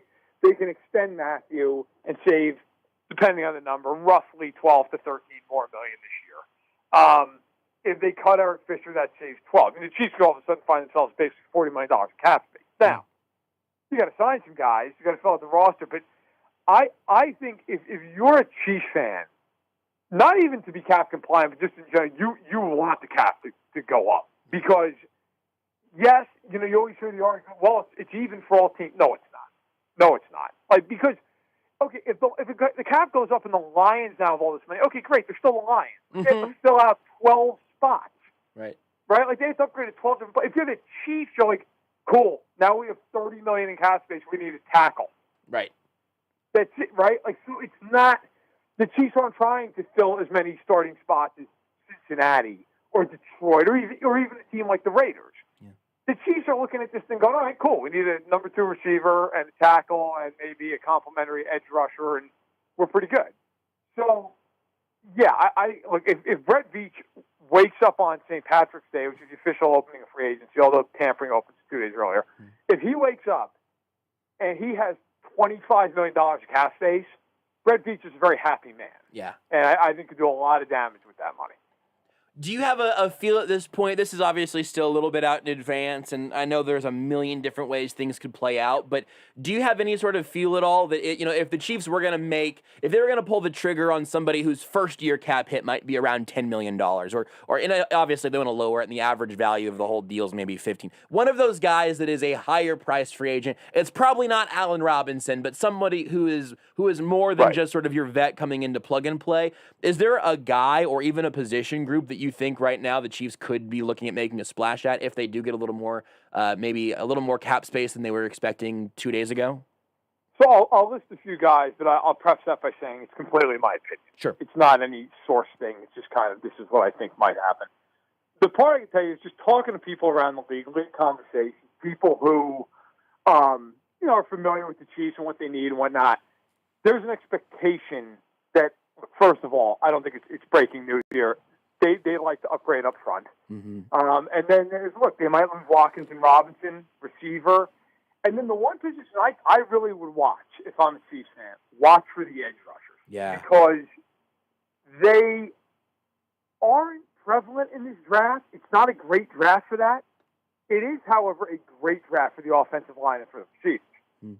So if you're the Chiefs and you're maybe looking at some of those positions, you might go, look, we're not going to pay out the nose for a receiver or for a tackle. we'd like to get one, but if we don't, we feel like we can get him in the draft. Edge rush, no, we need to do something about that in free agency. And I look at free agency, and I think Trey Hendrickson makes a lot of sense for them. I would encourage people, if they haven't, The Athletic as a subscription, to go read your buddy, my buddy, Nate Taylor, who I thought laid out a couple of really good options. And I totally agree with a handful of them. Like he mentioned Trey Hendrickson in one of his pieces. I think, Romeo Okwara, who people are probably like, who? He had 10 sacks for the Lions last year coming off a rookie deal. A couple of years ago, 7.5. I'll give you a guy who I know teams value a lot more than it feels like the national media. Nico Autry, 30 years old, defensive tackle who can play a little bit of end as well. He's at 20 sacks in the last 3 years. The Colts had 7.5 this past season. He's a guy who brings versatility. I talked to a source yesterday who told me, look, the Colts are interested in re-signing him, but expect that he'll have a really good market if he gets to free agency. And then the same with the Colts, Justin Houston. I was wondering if you would dare to mention his name. Like, Justin Houston would be perfect for the Chiefs right now. Now, would he go there? Would the Chiefs bring him back? I don't know. I have no idea. I haven't asked. I'm not sure. Justin Houston, from a fit standpoint, would be a really, really good fit. And again, FanSided, Matt Lombardo actually, FanSided reported that he is drawing interest from the Colts to re-sign, but also, again, another guy who would have a nice market. Offensively, real quick, I think Trent Williams is the prize at tackle. Would the Chiefs spend that kind of money? Maybe. I'll say this about Veach. You go look at his history. He's a big game hunter. Yep. He does not believe in going out and getting, like, the seventh best guy at a position. Right. That's not how he operates. So, Trent Williams at receiver, I agree with you. I don't think Robinson's a play, but could they go out and try to get like Corey Davis or Marvin Jones or Juju Smith-Schuster? I could see it. Yeah. Wouldn't be shocked. One guy that's not in that category at all, but somebody you had tweeted about earlier this week that I think is kind of interesting and very much also fits within the category of a Brett Veach type of reclamation project. Isaiah Wilson was a 29th overall pick for the Titans last draft. He had some off-the-field stuff. He tweeted that he's done with football as a Titan. It sounds like they're trying to move on from him for a late-round pick. Obviously, everything there, I think, is fairly hinging on, do the Chiefs think he's a head case, or do they think that he would be better off in a new situation? But if you can get a first-round talent on the offensive line for a 5th or a 6th-round pick, that does seem like a very Veach thing to do. Brett Veach loves first-round picks who are reclamation projects. Yep. Loves them. Now, some have failed. Some have succeeded. Okay, I know people... So you hear Cam Irving and they roll their eyes. Cam Irving was a success for the Chiefs. He came in. He was a really good depth piece. All right, he wasn't good at tackle. That's fine. Cam Irving was worth the late-round pick they gave up to get him. Yeah. He ended up having 2 contracts in Kansas City. He was fine. I helped them win a Super Bowl. Darren Lee was a failure. They brought in Darren Lee. Yeah. Didn't pan out. Didn't matter.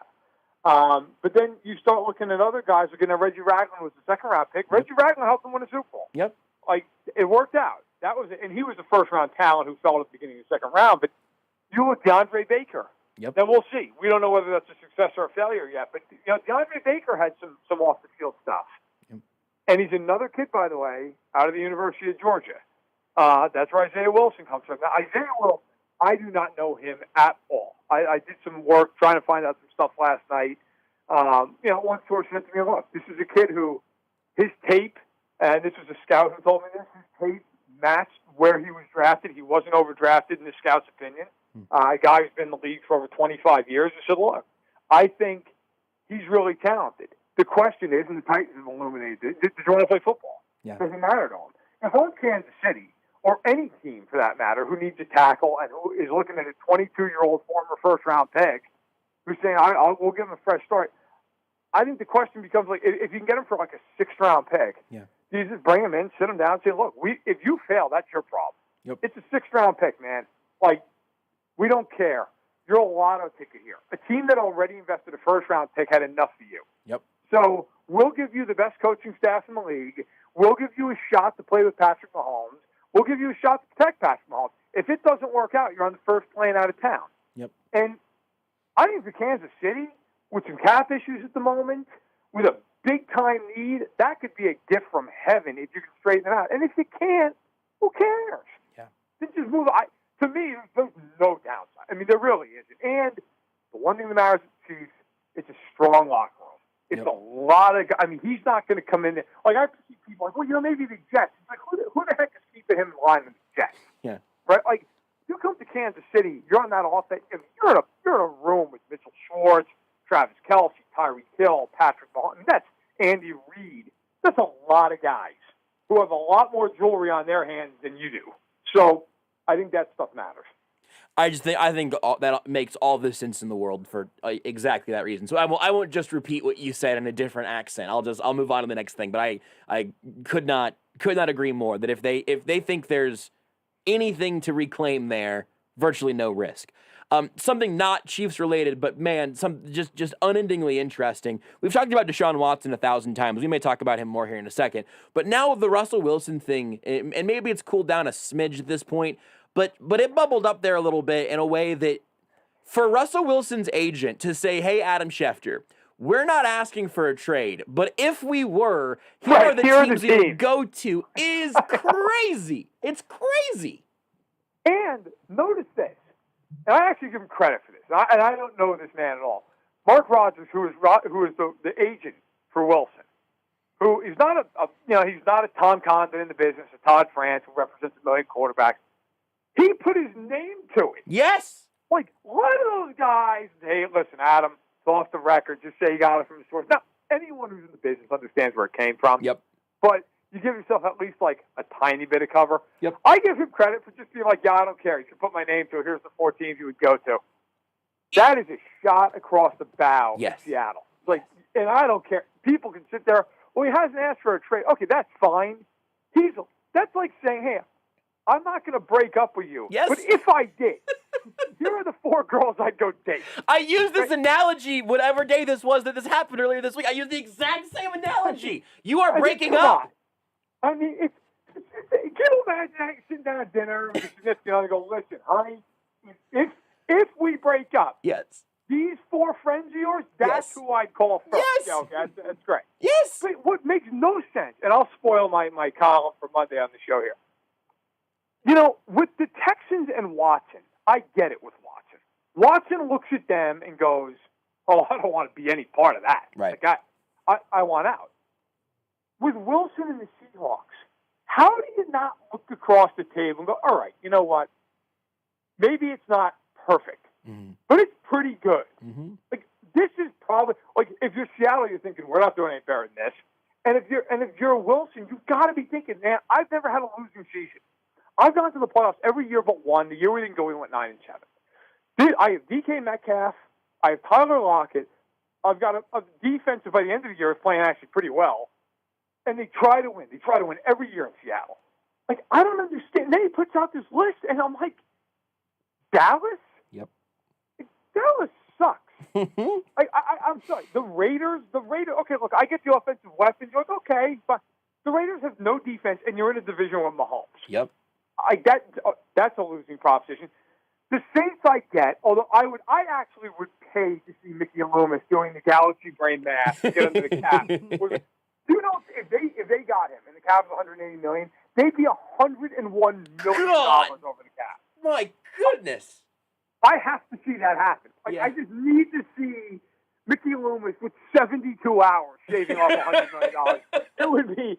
They should turn that into an HBO special. Yes. But then the one that kills me, the Bears. Yes. The Bears. Look, I am based out of a suburb of Chicago, and people on Chicago radio, normally you hear something like that, fans are calling in, like, oh my God, we got to get. Fans are like, has he seen this team? Like, does he understand? Like, we can talk him out of it. Like, it was. I'm like, what are you talking about? Like, if you come to Chicago, they can't afford Allen Robinson. So who are you throwing to exactly? Yeah. Like, it is just, I don't understand it. It's so bizarre. I just can't imagine that this ends with him getting free. Now, maybe in a year or something. And who knows? The NFL is getting crazier by the day. But I just can't imagine that Wilson really feels like his best shot to win is in Dallas or Vegas or Chicago. I don't buy it. I don't see it. Again, I'll take every single syllable of that, and I'll take it to the bank. The only sort of devil's advocate point that I'd try to make, I guess, is that it's not even about the situations that he thinks he'd be winning in. He just wants a situation where he feels like people are listening to him. And if that's true, if that's close to true, at that point, it ends up feeling like an enormous indictment on Seattle. Where like, listen, man, you don't have to let him make the draft picks, but if he doesn't feel like they're listening to what he thinks would be good for the Seahawks offense, he's Russell Wilson. Like that's just got to be a bad relationship.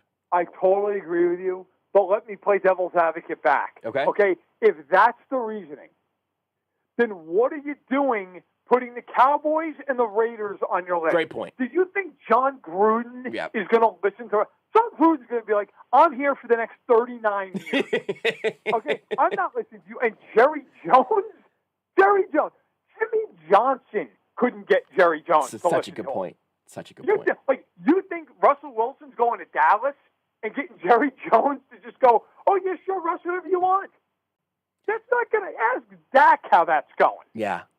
No, that's a good point. It's so bizarre. Like, and I don't know if you read the piece of Athletic. It was great. That, 3 different reporters based out of Seattle who did some work on it. Yeah. It was really thorough.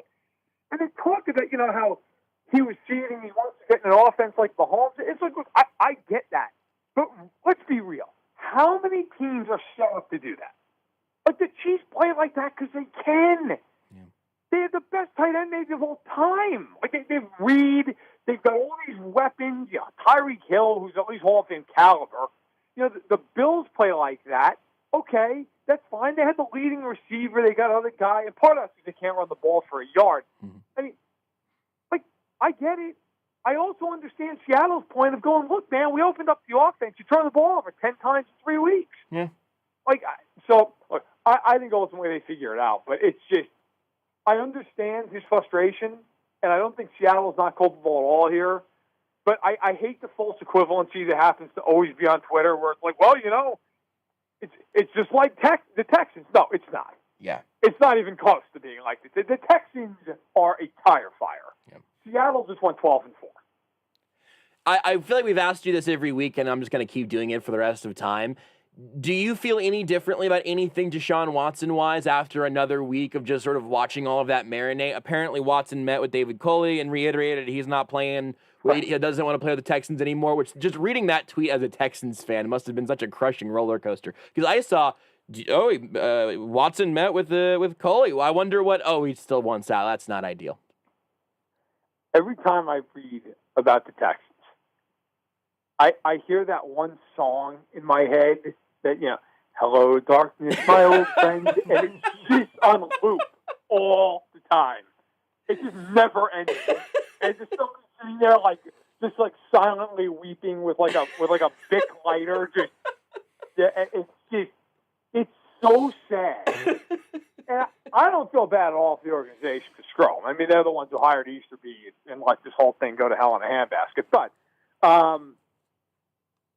no, honestly, I don't feel any different. I think this is. So here's what I'll say for anyone who cares about this stuff and is trying to follow along and watching. Here's the date you need to keep in mind: April 29th. It's the opening night of the NFL draft, and to me, that is the deadline. Now, maybe you want to show the actual deadline for a deal or something would be a couple days before it, but if the Texans don't trade him by then, what reason do they have to trade him until next offseason? Like at that point. All right, you're going through a season.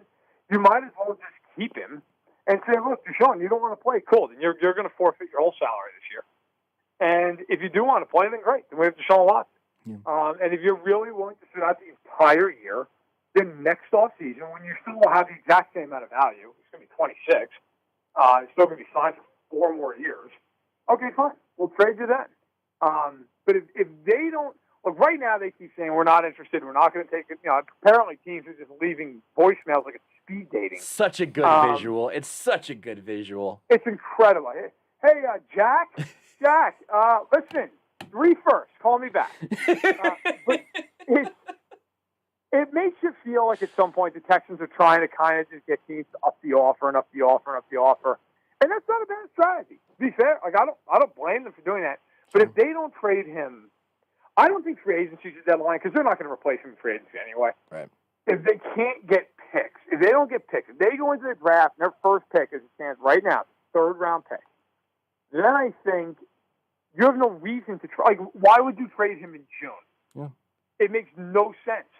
At that point, the heck with it.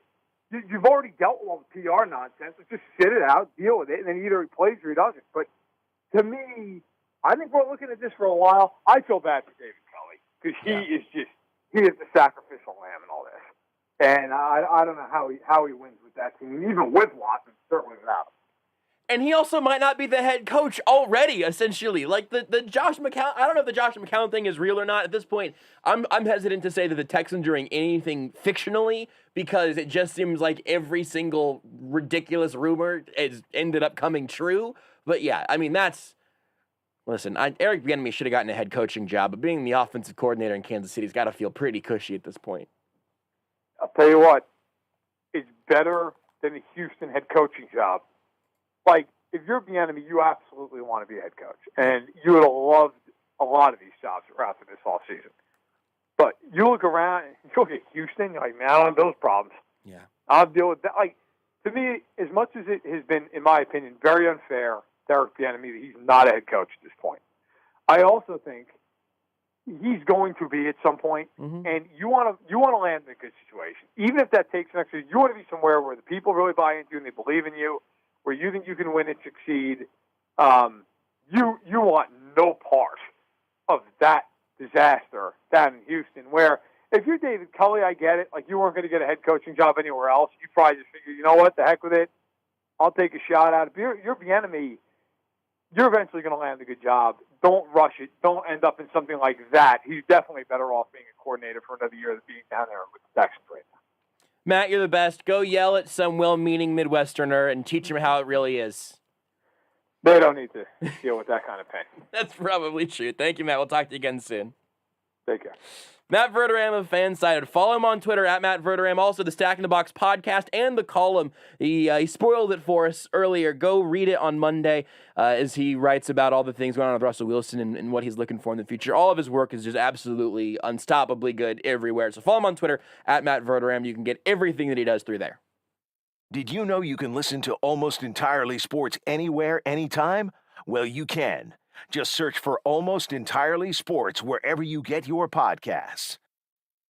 February marks the final month of the Mercedes-Benz Certified Pre-Owned event at Aristocrat Motors. It's your opportunity to select your certified pre-owned Mercedes from our large selection and enjoy unlimited confidence with the unlimited mileage warranty combined with 2 payments on most models when financed with Mercedes-Benz Financial. Pick out yours today at Aristocrat Motors, I-35 and Shawnee Mission Parkway, or online at aristocratmotors.com. Offer ends February 28, 2021. MBFS offered with approved credit. As we all try and get back to normal after the devastating winter storm, Diamonds Direct is warming things up with some good news. We're extending our special finance offer 1 more week. Now through Saturday, you can get 5 years zero-interest financing on anything and everything. That means you can get a $10,000 engagement ring and pay just $167 a month. In the wake of the unprecedented winter storm, we realize your life was put on hold, so we're giving you this additional time to pick up where you left off. You can use this extended opportunity to get that post-Valentine's gift, prepare for your spring proposal, or just use it as an excuse to splurge for any upcoming occasion. Everything's included at any price point. Engagement rings, fashion rings, earrings, bracelets, bands, pendants, colored gemstone jewelry, and exquisite designer jewelry. At Diamonds Direct, we believe it's more important than ever to show your special someone how much you love them. So now through this Saturday, you can pick any item at Diamonds Direct, pay nothing down, and spread your payments over 5 years with zero interest. Diamonds Direct. At 119th and Row. If you drive a car, truck, SUV, or vehicle of any kind, you need Get Upside, the free gas app that pays you cash back for every gallon of gas you buy. That's right. With the free Get Upside gas app, you can get up to 25 cents a gallon cash back every time you buy gas. Nearly 3 million people have earned cash back with Get Upside just for buying gas. I always use Get Upside. Some months I make $200 to $300. I love getting money back for things I use every day. It's just free money for buying gas. There's no catch. It's simple. And you get your cash back right away. Download the free Get Upside app now in the App Store or Google Play to save up to 25 cents a gallon when you buy gas. Use promo code OIL for a 50-cent per gallon bonus on your first tank. That's up to 75 cents a gallon on your next fill-up. You can cash out anytime to PayPal or an e-gift card for Amazon and other brands. Earn cash back on gas on every fill-up. Just download the free Get Upside app and use promo code OIL for a 50-cent per gallon bonus on your first tank. That's code OIL. You know what makes good sense? Staying safe this holiday season while spending time with your family and friends. Let us cater your safe and happy holidays. Now that makes good sense. So take us home to your family. Who's to say you can't buy love? Just take a bite of a good sense of good sense. Good sense makes good sense. Winter is coming, so plan now to keep those bugs out with Augustine Exterminators. Now is the time to establish and or maintain a barrier around your house. Don't let it break down. At Augustine Exterminators, they have you covered. Augustine Exterminators is a family-owned, local business since 1966. All of their techs are certified in both Missouri and Kansas. In fact, check out their amazing reviews from all their KC area customers. They're also a Quality Pro and Green Pro company. Augustine also does carpet, rug, air duct, and tile cleaning. They have an excellent referral program as well. Refer a new customer, and you and they get $25 off their next service. That's right, refer a friend, and you both get $25 off your next service. Shop and buy local with Augustine Exterminators. Call Augustine Exterminators today at 913-359-8627 or go online at AugustineExterminators.com. And Augustine is looking for qualified technicians. So call today at 913-359-8627. This is Almost Entirely Sports with Joshua Brisco. The first commandment of Almost Entirely Sports is, thou shalt abandon all pre-planned material in favor of the best possible radio show. It's going to be a big tablet if this is the first one. Well, we're going to edit it down later. The second commandment is, thou shalt respect the nonsense. The third commandment, I think, is, thou shalt talk Chiefs when there's any possible reason to. On Sports Radio 810, WHB. I think that's another old liner made new, and I gotta say, that one holds up. The first one's a little wordy. I still need to kind of tighten that one up a little bit. How many AES commandments do you think we should end up having? I'm not gonna do 69. I'm not gonna do nearly 70, is what I was just about to say. I don't think we can come up with that many commandments. 15. 420. No, Rudy, we gotta go. I liked Beards' idea. 15 is pretty good. That's Patrick Mahomes' number. Never heard of him. We could do 81. If you want to do the same amount of numbers as Nikola Jokic, like, I'm cool with that. We could do 810. When It's Jokic- better than doing 1,510. When Jokic wins MVP this year, it'll just be proof that you got to wear 15. It's all in the number. I don't think I realized that Jokic was number 15. Yeah. No, they ever So put it together. It's just like a weird, like, has like literally nothing to do with anything. I always wore 15 growing up.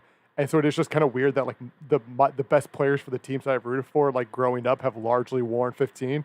Like Whit Merrifield now does for the Royals, Jokic and Carmelo for the Nuggets, Mahomes for the Carmelo Chiefs. was 15. Yeah. For the Nuggets, yeah. Beards, this is, we have like some of those very short liners for really tight squeezes of a segment. Can you get Rudy just speed saying the phrase, "this has nothing to do with anything"? Because I think just that, you're listening to Almost Entirely Sports. This has nothing to do with anything. Nothing to do with on anything. Sports Radio 810 WH. I feel like that's going to be useful in some pinches. Yeah, So. it's pretty good. I think the shortest one I've still got is the Brett Bah. Veach. The Brett Veach burp. It's good to pull out in tight circumstances. There have definitely been moments. I was halfway through that, and I went, well, I just got to power through now. There have definitely been moments when coming back for a break where I've like clicked on a liner and all of a sudden it's 30 seconds. Like, nope, too long. Gotta find something else. Those end of hour segments, especially the end of show segments, Yep. you gotta get in and out of Find there something else quickly. You'll get to hear a series of Mick Shaffer liners, and then also Mick Shaffer himself here in about 15 minutes. So close out the week with us, the last hour of the week. as is tradition. Always excited to talk to Mick. We'll talk to him about probably not the NFL salary cap, if I'm being honest. But I did mean to get to this earlier in the week, which is true for a lot of things. You can cut that at some point if you want. We should probably have a segment that's just like things that we didn't talk about on Monday, Tuesday, Wednesday, or Thursday. I mean, we still have the 2017 stupid sports calendar if we want to break that out sometime. That'll definitely, at some point during the summer, during a Royals game, we should go. Was it 17 or 18? I have no idea. You want me to go get it and look? No, I couldn't possibly care less. But I know it's important to you, so you can do whatever you want, I guess.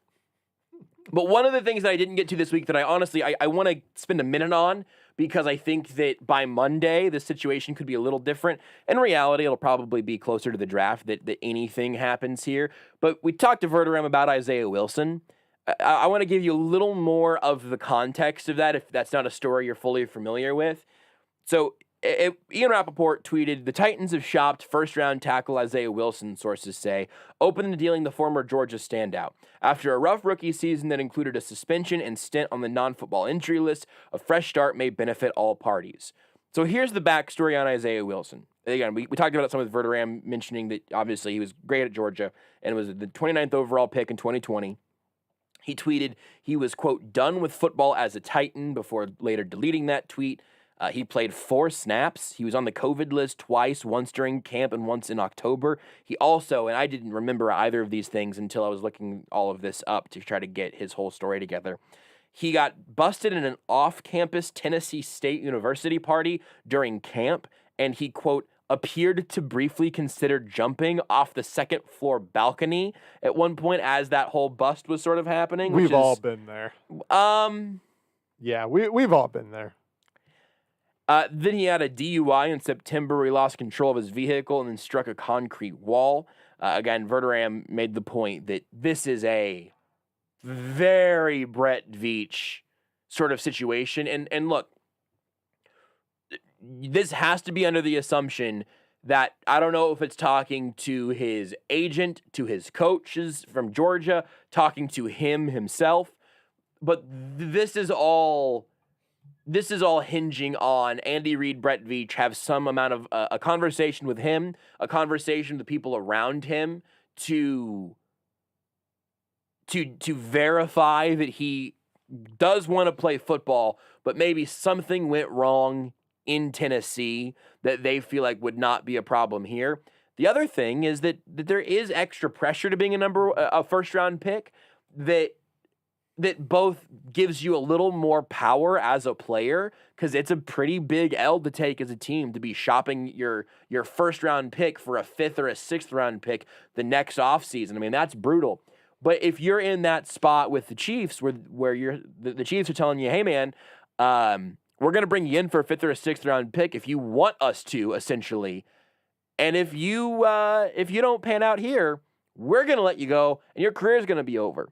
So really, I don't think that the most sort of like militaristic mindset is always the best one. But in a situation like this, you can say, "Hey, man, you are on year 2, not even, of your NFL career. You're about to start year 2 of your NFL career, and you're already using your second chance. So if it's gonna work out, it's gonna work out here, and it's gonna be because you're in the right headspace to make it work." Somebody on Twitter asked, why would we make any... I tweeted about that a couple days ago. And somebody said, why would we assume that he does want to play or any of these other things? Honestly, because if he doesn't, this conversation has already gone on too long. But you've also seen examples throughout Veach's tenure, and like DeAndre Baker is a little bit apples and oranges just because his story ended up being like really not his fault, which is just a huge mess. But the Chiefs are willing to take guys who are former high draft picks, had first-round talent, whatever, and if they end up kind of clearing the background check, whatever that means, whatever that looks like, that is a gamble that they take on a regular basis that, unless you think it's going to really damage your locker room, your culture in some way, I think that's a pretty smart risk to take. Getting first-round talents at 5th, 6th, 7th, undrafted sort of prices, that's a pretty good hustle. That's a good business, especially if you're a team like the Chiefs that doesn't just need a starting left tackle, at least for the first, 8 weeks of the season or something. This team also needs depth. It's like with DeAndre Baker. DeAndre Baker didn't need to come in and start immediately. Obviously, him breaking his leg is changing his timeline. But if DeAndre Baker can just be a player for the Chiefs secondary in years to come, that's a huge win. If Isaiah Wilson ends up here and he can be a guy going into his second year as a first-round pick, he was drafted higher than 2 rounds higher than Lucas Niang, who played 4 fewer snaps than he did last year. And we're kind of looking at Lucas Niang as someone who could come in and be kind of like a little bit of gorilla glue, for an offensive line that fell apart last year. So I think it would make a lot of sense. Yeah, I would say, him getting out of Tennessee seems like, a good start. Most of his issues, it sounds like, happen in Tennessee. Tennessee's just a bad state for him. Bad things happen there. I get it. I lived in Kentucky. Bad things happen in Tennessee. But yeah, Never mind. Don't explain it. That's bad things happen in Tennessee. Bad things happen in Tennessee. Yeah. But yeah, I mean, a large part of this obviously comes down to, he obviously has a history of, some risks, right? Not always making the best choices. But if you got a chance to, take a flyer on a guy for, I would say, any day 3 pick, 4th round or later, for a guy who you think is a first-round talent, it just feels like a move that the Chiefs would 100% make. At a position that it makes sense. Yeah, I think it makes sense. I see very little negatives if you're giving up such a low asset. Yeah, unless they can say with some confidence that that's just simply not going to work.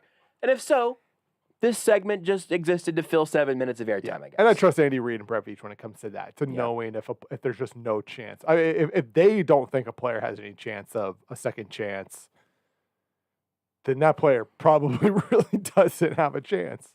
There's a very important thing I've forgotten to talk about all week long. We're going to talk about it for sure this time whenever we come back. Take the show with you wherever you go. Listen live on the Sports Radio 810 mobile app and 810WHB.com.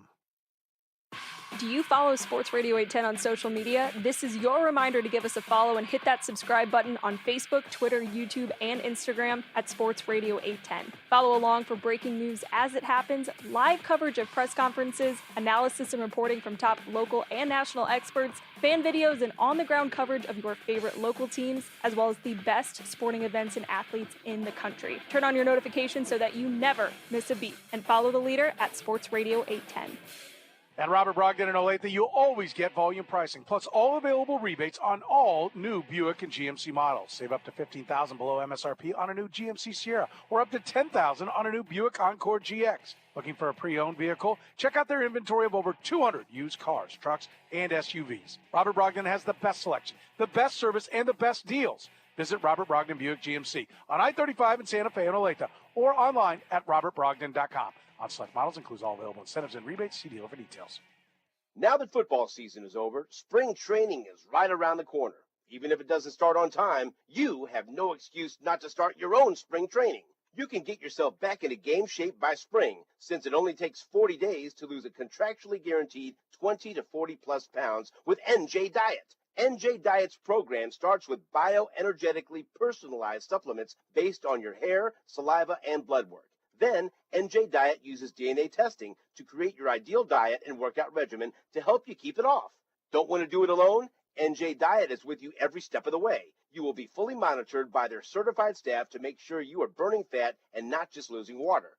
You'll also get the doctor's personal email and phone number. NJ Diet offers live online video consultations, or they have a location close by the Lighton Tower right here in Overland Park. Call 855-5-NJ-DIET. Or go to njdiet.com and lose the weight for good. That's njdiet.com. Hi, Chris Shakes from Victory Chevrolet of Smithfield. It's hard to believe that in 6 short years, our Victory family of dealerships has become the fastest growing auto group in the Kansas City area. A huge thank you to our awesome and loyal customers. Our mission at Victory has always been the same: providing the most transparent and fun customer experience anywhere. Looking for a fantastic truck deal? Check out our January Silverado sale. We're taking up to $12,000 off a new half-ton Silverado crew cab. Visit us today at VictoryChevyKC.com. Chevrolet, find new roads. And remember, at Victory, we sell them all. Hey, it's former Jayhawk Greg Gurley. Kansas fans and alumni are in every city and state we play. If your favorite Jayhawk fans are missing home, send them some Joe's KC Barbecue. Nothing beats home court and championship barbecue on game day. Joe's will ship anywhere in the U.S. It's easy to reheat, and it tastes just as good at home as it does at Joe's. You can ship all of Joe's favorites, like ribs, brisket, burn ends, and even the famous Z-Man. Ordering is easy, and it's just a few clicks away at joeskc.com. You're listening to Almost Entirely Sports But let's get excited about that 69. I mean, that's pretty good this time of year, isn't it? with Joshua Brisco I know you're excited about the win, but how about that 69? on Sports Radio 810 WHB. Important thing that we need to get to here before Mick Shaffer joins us in just a few minutes. There was a very strange story around Trent Richardson. He was a high first-round pick. He was traded for another first-round pick. He was out of the league in 45 minutes. And now he has some sort of relationship with the Cadillos de Chihuahua, a Football Americano de Mexico team, an American football league in Mexico. He did say, my role will be, we'll have to let y'all know. Breaking news will come out soon, but I do know when I do get here, I do want to win. I do want to come win fans. I'm going to bring a lot with me as far as my mindset and teaching and helping bring awareness to the community and to the team and to what this team's about. I might play. I might be a part of making decisions or helping out, bringing awareness, or I might be a part of D, all of the above. So we'll see. It's going to be breaking news soon. Also a member of the Birmingham Iron at one point. He absolutely was. Of the AAF. He averaged, I think, under And 3 yards a carry. Saskatchewan Rough Riders. Was he a Rough Rider? Yep. I didn't know that. We talked about this on Sports Sunday last week, and I remember that he was a member of the Birmingham Iron. But here's the main thing. There's an 8-team football league in Mexico, an 8-team American Football League team in Mexico. What is this show good for if not picking teams of leagues that we know nothing about? Beards, push us over a little bit. We'll miss Sports Center, and then we'll get to Mick. Buy us an extra couple minutes. Here's what we got to do. I'm going to give you guys team names and some quick information about these teams. He was going to hit Sports Center. First up, you have Dino Satillo. They have a Stegosaurus as a mascot, and it looks like a Stegosaurus sort of backbone thing on the helmet, which is purple. Their nickname is also the Purple Tide. I'm very fond of the dinos. You have the Fundadores Monterrey, which appears to have a flame of some sort on a black helmet, sort of Steelers aesthetic. Their nickname is the Kingdom of Fire, which is straight out of Avatar. You have the Pioneros Cuetadero, which appears to be the Pioneers. It's got, it's got a dude in a wide-brimmed hat with a big mustache and crossed axes behind them. That's the logo there. You have the Raptors Naucalpan? I don't know. Naucalpan. Or the Naucalpan Raptors in English. Thank you, Wikipedia. Their logo is a raptor in an R. The helmet has a big dinosaur eye with scales around it on the side. Not bad looking. Also very cool. You have the Artilleros, or in English, the Artillerymen. Kind of a New England Patriots aesthetic look there. You have the Condors, which has a wing, sort of a Philadelphia Eagles helmet. Then you have CDMX, which... Or the Mexicas. Well, I think that's the... They are the Mexicas, also called Mexicas Eagles. LFA or Mexicas CDMX. I can't fully tell. Their logo appears to be some sort of... They were the Eagles. They have since changed their name to the Mexicas. It looks like it's a dude wearing like a bird sort of a headdress of some sort, and then you have the Mayas, which just has an M, a kind of Penn State aesthetic, I would say. How do those teams grip you? Because I gotta say, I am throwing my hat in right now on either the Dinos or the Raptors. It's got to be one of the two Dino teams for me. I think I've narrowed it down to 4 that I. Excuse me. You gonna be okay? No, I'm fine. I think I've narrowed down to 4 that I could go with. Rudy, how are you feeling right now? I like Dinos, Raptors, and the Fundadores. Because playing in the Kingdom of Fire, that's Kingdom of Fire is very powerful. The Kingdom of Fire is strong. Did you make another bad noise? Are I you sneezed. okay? I You sneezed. sneezed? Yeah. What was that? It sounded like you punched the Hey, mic. really? Did you hit your face on the microphone? No, I just sneezed. Okay. That was a weird. What teams do you like here, Beards? Microphone's got to be on this time. Turn the microphone Hey, on. Beards, mic on when you're talking, Yeah, mic yeah, off yeah. when you're sneezing. Dinos as well. Raptors isn't bad, but it's not. I could live without. The Condors are pretty decent, and then also the Osos, the grizzly bear. It's kind of sweet. That team no longer is currently playing. Oh, well, that's unfortunate. Where does it say that? You remember when he was going through the They don't have a teams coach right names now. where he didn't I mention skipped the Osos? them because the Pioneros are new and the Osos have. I was just pulling up every team from Wikipedia. Have stepped out. Yeah, that's in the Wikipedia page. He wasn't somewhere. listening to you, though. Here's the offer I'm gonna make. I'll take the Fundadores. I like the Raptors a Fundadores. lot, but it also is back to that damn green and yellow aesthetic that my AAF and my XFL teams had. Mm-hmm. The Dinos are purple, which is kind of purple and black, kind of Phoenix Suns, almost like old school Diamondbacks aesthetic. I like the Stegosaurus. I'll go in on the Dinos with the Stegosaurus logo. I'll gladly take the Fundadores Monterrey. And so you're in the Nation of Fire. Yes. I am a part of the Purple Tide. Our and English name is the Monterrey Smelters. in English, we're just still the Dinos. I like the Fundadores Monterrey. I'll take the Condors. Actually, I just see their jerseys now. They're kind of not bad looking. Yeah, I actually I wasn't really looking at the jerseys very closely, but I'm feeling pretty good about my Dinos. I'll take it. I do. Gold and black? Now, we've all picked our teams. Would you like to know the most Beard, titles? Did you just say yours is gold and black? Yes. Mine is black and gold. Damn. The turf war begins.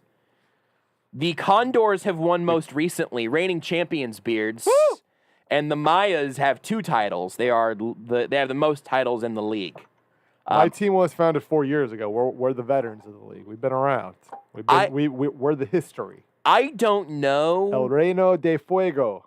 I don't know when this league plays. I don't know if they will be playing anytime soon. I don't know if Trent Richardson's on any of these teams. Also, which team did he end up with? Hold on. The Cadillos de Chihuahua. Did I even mention them? I didn't even mention them. I'm not even sure what their deal is. Are they an expansion team? I have no idea. No idea. Truth of the matter, we got to get to Mick Shaffer, 41 Action News. He'll join us to close out the week next here on Almost Entirely Sports. You're listening to Almost Entirely Sports with Joshua Brisco on Sports Radio 810 WHB. Oh, ship! I need to get this package downtown by noon. Don't worry. There's a brand new on-demand delivery service by Z-Trip. It's Z Shipping. Are you shipping me? No, we're shipping your packages. For the quickest, affordable, on-demand courier service, visit zshipping.com. zshipping.com. Let Z-Ship help you with your delivery needs. That's zshipping.com. Rick Edelman, award-winning radio host and founder of Edelman Financial Engines, takes questions on his radio show. Let's hear his answer on long-term care. Hi, Rick. I'm worried about the cost of long-term care. Should I get insurance? You're smart to ask, because 1 in 2 Americans over 65 will need long-term care. But do you need the insurance? It depends on your financial situation. If you're rich, you don't need insurance because you can afford the costs. If you're poor, Medicaid will pay for your care. But if you're in the middle class, the cost of care could push you and your spouse into poverty. Before you buy insurance, consider your complete finances, including your savings and investments. Get independent advice from someone who will give you the guidance you need and that's in your best interest. That's Rick Edelman, founder of Edelman Financial Engines. If you're looking for a trusted partner, talk to one of our financial planners by calling 888-PLAN-RICK or visit rickedelman.com. This is your 30-day warning. Deep 3, ring it up! It is good! Has time expired? From ruin to redemption, the Virginia Cavaliers. Chalmers, 4-3, and the tie, he got it! He got it! March Madness, the Final Four, and National Championship are all on America's largest all-sports radio station, Sports Radio 810 WHB. Every Wednesday at 6, it's Crunch Time Prime Time on Sports Radio 810 WHB. Me and my buddy Frank Bowe will bring you all the latest Chiefs news all season long. You guys know I'm a big believer in CBD. We will tell you a little bit about the latest products and benefits of CBD. And if you want to try any of their great products, you could stop into any of the American Shaman stores for a free sample. Crunch Time, Wednesdays at 6 on Sports Radio 810 WHB. For the latest on the Kansas City Royals, keep it right here on Sports Radio 810 WHB. Let's get ourselves into a really good place and get going. You have 2 good months and you play 500 the rest of the way, you're probably in the playoffs. They're going to be ready, and they like to compete. They're aggressive. Everybody should go out every year and do what they can to make their team the best they can. And our ownership and our front office understands that. Kansas City's home for Major League Baseball. Sports Radio 810 WHB. Every weekday on Sports Radio 810, tune in to hear Kansas City's favorite local lineup. At 6 a.m., wake up with a Border Patrol with Stephen St. John and Nate Bucati. At 10, it's The Zone with Jason Anderson. Now at 2, get into the program with Soren Petro. And wrap up your day on Almost Entirely Sports with Joshua Brisco. Kansas City's hometown sports station. Sports Radio 810 WHB. A KC tradition since 1957, Hereford House is a locally owned steakhouse that has served generations of Kansas Cityans. Hereford House exclusively serves certified Hereford beef, which has been proven to be naturally more tender and flavorful than other brands. All their steaks are aged 21 days, hand-cut daily, and grilled over an open charcoal flame. This process provides a wonderful aroma and delicious flavor that cannot be duplicated by any other cooking method. Hereford House, Leawood, Independence, Shawnee, and Zona Rosa. At Central Bank of the Midwest, we are focused on building strong communities across Kansas City. I'm Bill Ferguson, President and CEO. Our strong roots began more than 100 years ago in the heart of the Midwest and continue today across 5 states and 67 communities. Central Bank of the Midwest brings you the best of both worlds, a strong community bank with the resources and technology to deliver a legendary banking experience. Central Bank of the Midwest, strong roots, endless possibilities. Member FDIC, Equal Housing Lender. Kansas City's favorite sports station, 20 years and counting. Sports Radio 810 WHB, Kansas City.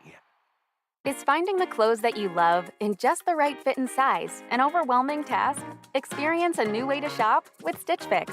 Our experts hand-select pieces so you can get the ease of personal styling from the convenience of home. Every piece is curated just for you, for staying home or on the go in your unique style. With Stitch Fix, there's never any subscription required, and it's delivered right to your door. Get started today at StitchFix.com. Stitch Fix, your style delivered. This is Almost Entirely Sports with Joshua Brisco. The more dead puppies there are in the world, the more that's going to dilute the cuteness of the puppies that we have right now. Less puppies means more cute, okay? They said it in Incredibles. On Sports Radio 810 WHB.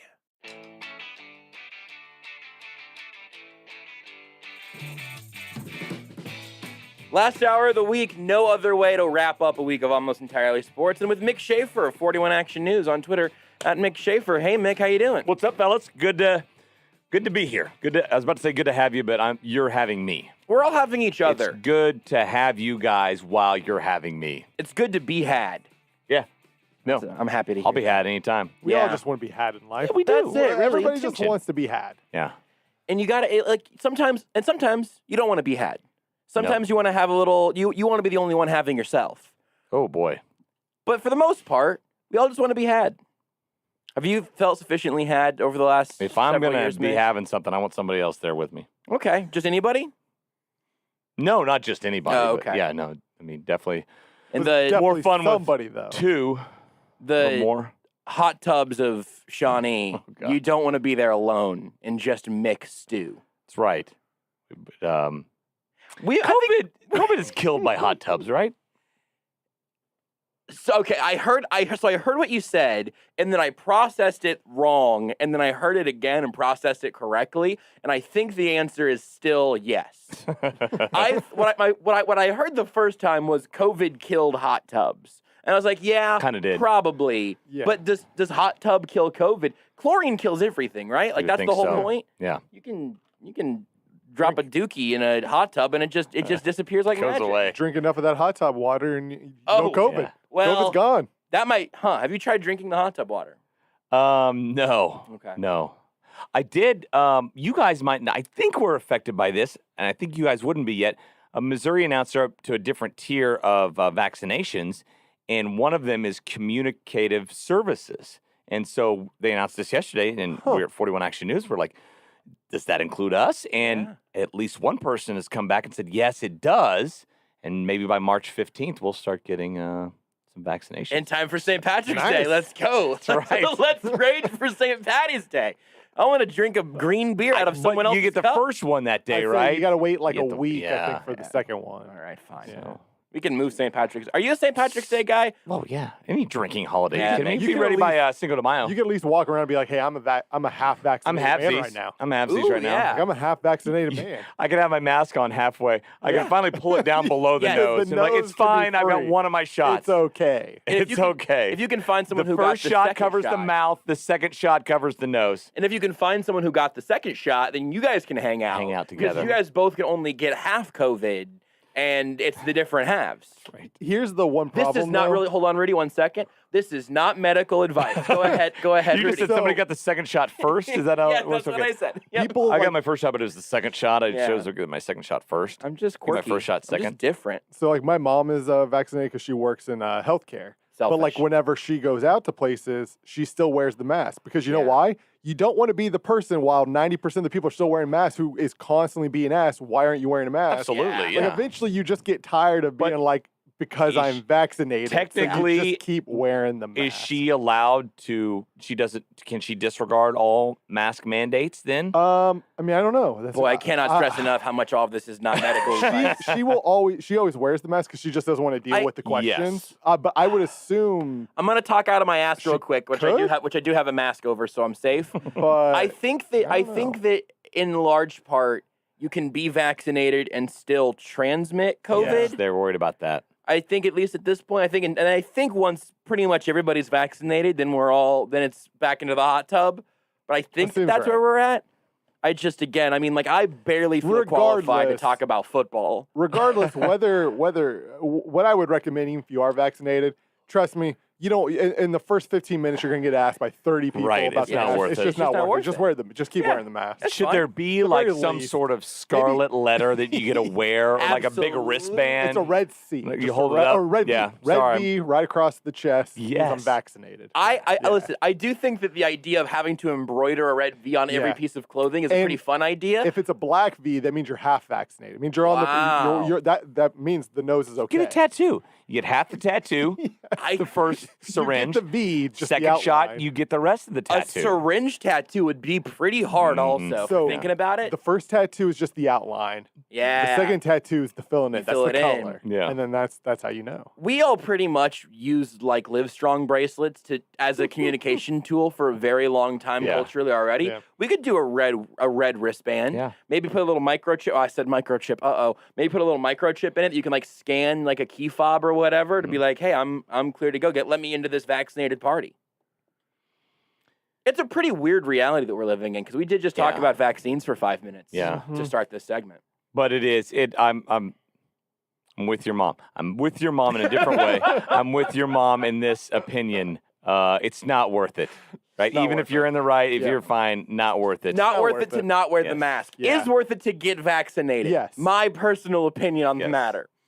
Oh boy, I think we navigated that okay. You know what I really wanted to talk to you about, Mick? The thing that I told you before we started this Let's do segment it. that I really wanted to hear from you on is how much am I gonna have to pay for your good tweets, and what are those So is good that tweets happening? going to be? It's happening. It's coming. Super followers are happening. Twitter Premium is happening. We haven't even talked about this on the show, but I thought if there's somebody who is going to try to find a way to earn those $5 a month per person that signs up with something unique, Mick Shaffer will probably not be that person, but I bet he'll know someone Like who get will. money? Absolutely.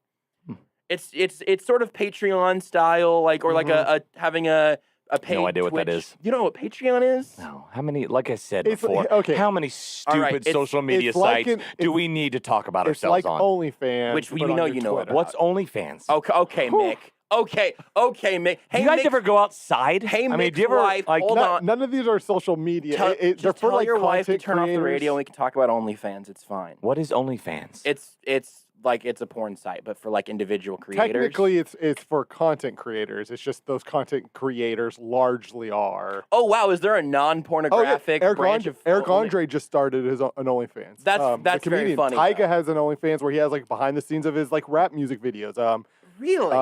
Who else has an OnlyFans now? Well, I feel silly because my OnlyFans is all my butt.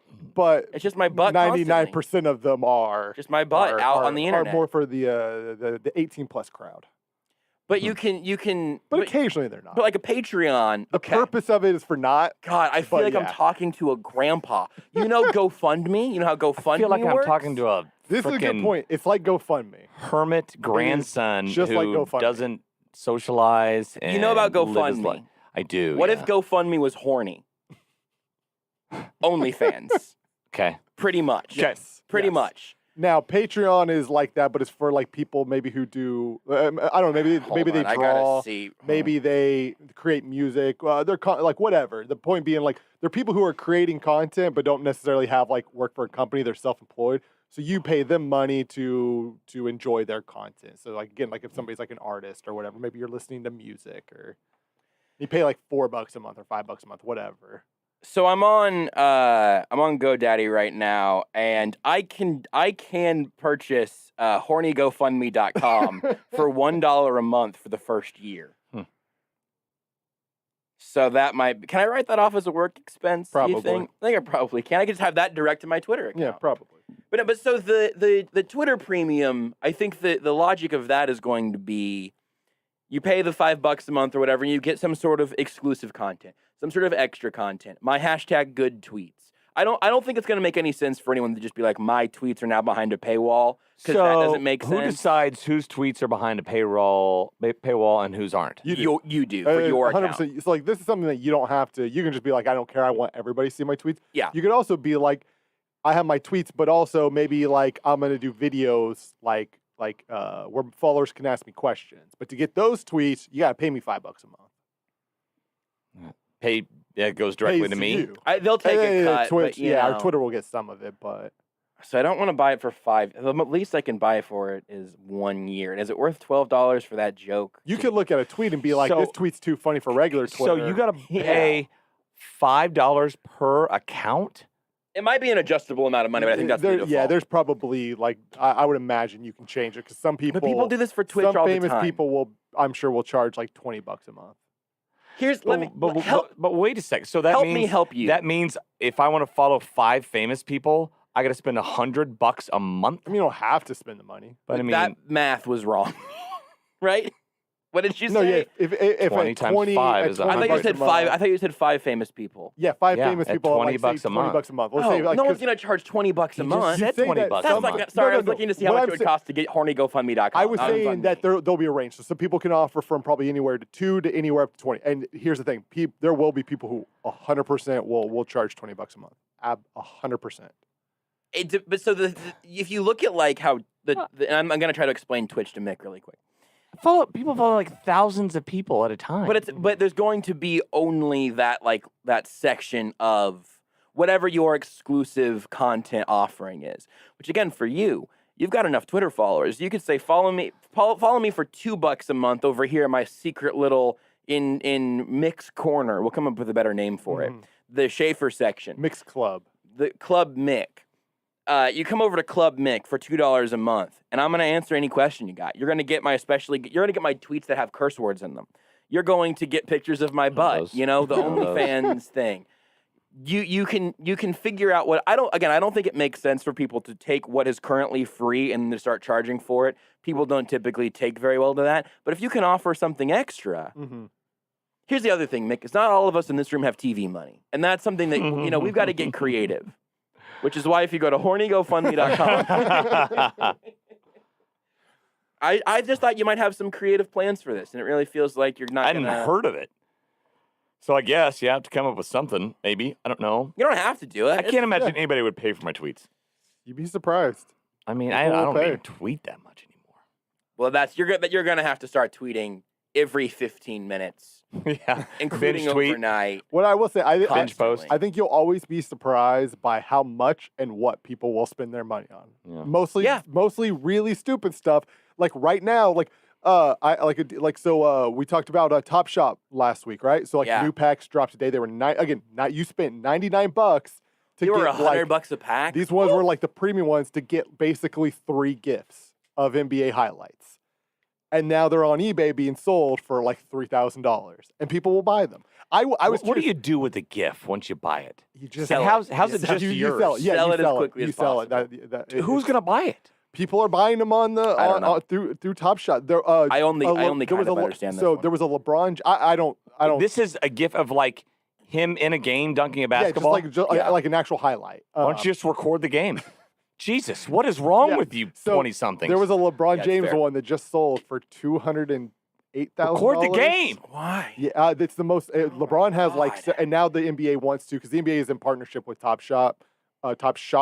So like their actual license out. Then the next step is to get into the archives. So it's Michael Jordan. Like think of every Michael Jordan big shot. Wow. Those things will sell for maybe millions. Who do you? So I like art, which is a waste of money. But Right. you can at least it's show that basically- off. Who are you showing that off to? Like, hey, come So here, a you dinner party have- here. Come look at my computer. Hold on, let me log in here. Wait, is that the password? Can we get the password? Is that it? Okay, your password. Yep. Okay, yeah, that one. All right, let's sit. Oh, look at these plays. Oh, That's yeah, the basically plays it. that I've seen a Yeah. million times on Sports Center before. Well, but I own this. I own this It's- play. Oh, so you have the rights to? Well, no. No. So nobody else can see it? No, lots of people can see it if they recorded the game. Or... It's kind of the same concept as trading cards, but it's a little less because like a trading card is obviously not like a physical thing on it, right? Like you can't. Which I think we can like, also it's it. admit is also kind of dumb. Yeah. You could go look at the picture and the stats on the internet now from just a card. But at the least card's it's a physical thing. thing. Yeah, Yes, it's a thing. yeah. There's Now, only so many of them. It's got to be in certain one of the next good steps, condition. And this would actually, I guess, be kind of cool if Wow, like, that's true. I hadn't even thought about it. You don't have to grade a GIF. Yeah, Your that's the GIF thing. is The just GIF a 10 out of it's 10 already it's PSA. perfect. I don't know. Maybe it's on a Dell. The and then, one- like, I don't Wow, know. that's a It's great on point. Dell. The one thing that'd be cool though, they were talking about it. The next step might be is essentially like getting you know the picture frames right that rotate through your photo. So essentially, Top Shot would That sell. nobody ever bought. Top Shot would sell a similar thing that has your collection, so it just cycles through your collection of highlight videos. So like in theory, you could have just a massive frame up on the wall with just Nikola Jokic and Michael Porter Jr. highlights just on rotate. Yeah, the Nuggets not going to the basket to tie the game with I the literally 10 just saw seconds that. left. So I was curious just what because I was gonna buy one as a joke, like just a clip because you can't buy the packs. So I was gonna buy a clip as a joke for tonight for the show tonight. Yeah. And I typed in Michael Porter Jr. because I'm thinking to myself, okay, Michael Porter Jr. highlight $3. I'm wasting $3, but I'll do it for a bit. $70. I'm like, nope. Nope. I'm good. Absolutely The not. cheapest, all the Nuggets highlights, the cheapest ones are $70. So can you view the clip what it is before you're buying it? So I clicked on a Jamal Murray one and it tells you what it is, but it would not actually let me. Yeah, because there's QuickTime. Yes. That you can just screen record whatever. Right. Yeah. So what's to stop the person from buying it and then screen recording it 1,000 times? I mean, nothing is the answer. Yeah, but well, hold on. What's This is the stupidest thing ever. What's to keep you But the from metadata behind photocopying a playing card or a Michael Jordan Topps card? But if you do, it's different paper, right? A different the counter different code. It's different code. It's the code is the counter for that. So if you were trying to sell one of these clips, I don't somebody could like look at that the I code feel and like be I'm like, arguing this is clearly in not. favor. Oh my But God! This is the Here's the thing. dumbest thing. I'm pretty confident that in 2 months from now, Top Shot is going to be like. I think this thing is going to crash hard. Yeah, 'Cause it seems so fake. If anyone within the sound of Yeah. our voice right now can just sell their things for Yes. like If $3,000, you're trying to get do into that it now. If you're trying to get into this now, you're too late. Yeah, if you got into this 2 months ago, you could have legitimately made tens of thousands, hundreds of thousands of dollars. No. It's too late. You're not making money. Don't try. This is all going to come crashing down in like 2 months. So GameStop pop back up again while we're in that field. I mean, what's next? Are you going to buy words next? You have a stupid little website for millennials to buy words. I would buy words. Hey, Here's the sweater thing. dresses No. going for $80. I'm going to get the word sweater dresses. Top Shot is not being bought by millennials. It's being bought by people your age, Mick. They got the money? Mostly, Because they have the money to do it. Yeah, idiots. Yeah, they're the ones buying it. Millennials were trying, but we just They can't we afford get it in. anymore. Like we don't have the money to have these bots buy this stuff this for is, us. This is just stupid. Now, I like this idea of buying words. So if you could buy, now I'm in on this one. I'm out on Top Shot, but I'm in on buying words. I own the word Word lollipop. That would be pricey. Yeah. The word lollipop is pretty good. By the way, do you know the significance of me using the word sweater dresses and lollipop? I don't. I just thought it was a nice look into your subconscious. Sweater dresses is the longest word you can type with your left hand. Only. Like in the actual like typing. Yeah, with your stance, hands, right? In its normal. Yeah, if you're in theory you can just do this, but yes, like no, in theory, he's talking about if you're a normal, yes, if you've taken typing, your pinky's on the A, your left pinky's on the A, and so. I just did it twice just to see that I could do it. That's Is impressive. lollipop the other side? Yep. Sure can. Look at that. That's the more you know. Wow. I was just talking about that with my dad the other day. So those are the words I came up with. So it costs $5 a pack. You get 5 words. Lollipop. Nobody else in the world can ever use the word lollipop. No. And lollipop would clearly sell on, Top Shot's word market for at least $100,000. I am now desperate to come up with longer words you can type with only one hand. I completely believe that you have the correct answer, but I can't stop myself. Look it up. There's some doctor words conditions, I think, that are like more medical terms that you can... So you can type decades? Yeah, which is probably like... Is that a Marvel thing? It sounds like a Marvel thing in a number of years. After I like cataracts, real words like sweater dresses. Sweater dresses is good. Wow, I didn't know this was a thing. Do you know the longest word you can type going left hand, right hand, back and forth? I know. Don't look it up. I'd love to know. Yeah, I don't know. Is it lolly sweater dress? I think it is. It is anti-skepticism, I believe. Anti-skepticism. I think that's right. Oh, you know what? Right. It's wrong. Because you spelled it wrong? Anti-skepticisms. Very good. Nice. I don't think that's actually a word. It is. I'm not sure that I can pluralize it. Oh, yeah. Well, I like just sort of Mick brings a fun fact to yeah. It's fun. to the show. That's it. It's fun. This is a good Don't vibe. expect it every week. It's a fact that's fun. It's a fun fact. We could just because we were talking the other day. We were talking the other day with Kevin Holmes, who had never heard the sentence "the quick brown fox jumped over the lazy dog." Yeah. Mm-hmm. You guys had every take typing class. letter in the every letter in the alphabet, and he was blown away by it. So then he tweeted out about it, and there was like, "Yeah, you must have never taken typing because that's how you learn." That got us going on the longest words with each hand and all that stuff. I learned playing Word Shark. It was in our typing class. Basically, there was a computer game, a browser game, where you were a diver underneath the sea, and sharks would come at you with words on them, and just had to type the words on the sharks, and that's how you got rid of them. And I got pretty good at that game. I took typing, which was like the old school actual typewriters. Typewriter. And then if you passed that class, you graduated to keyboarding, where you actually got to be on 1990s computers.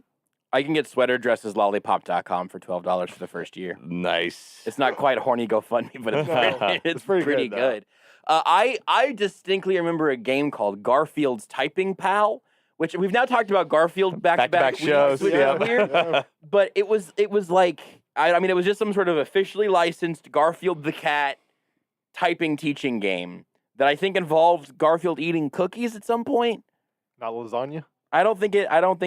So you guys didn't have to take a real class while you took no real classes growing up. It was a class. I just spent the entire class, and this was probably more of me than I was supposed to be. Than the teachers letting me. I was just always on that browser game, just playing Word Shark. There's probably not too many more important in your life than like learning how to type. Yeah. Because if you're doing just fingers or whatever, or just like the index fingers, I am judging the hell out of you. I don't know what I'm at now. In high school, I think it was at like 110 words per minute. It's pretty fast. Something like that. Oh, I would like to. I was a we should try that. typer back in the day. Should see. I don't know what if I'm still blazing with the fingers. Yeah. And you got to be accurate. I've actually been to typing contests where they take, if you mess up, they take words off because you didn't spell that word correctly.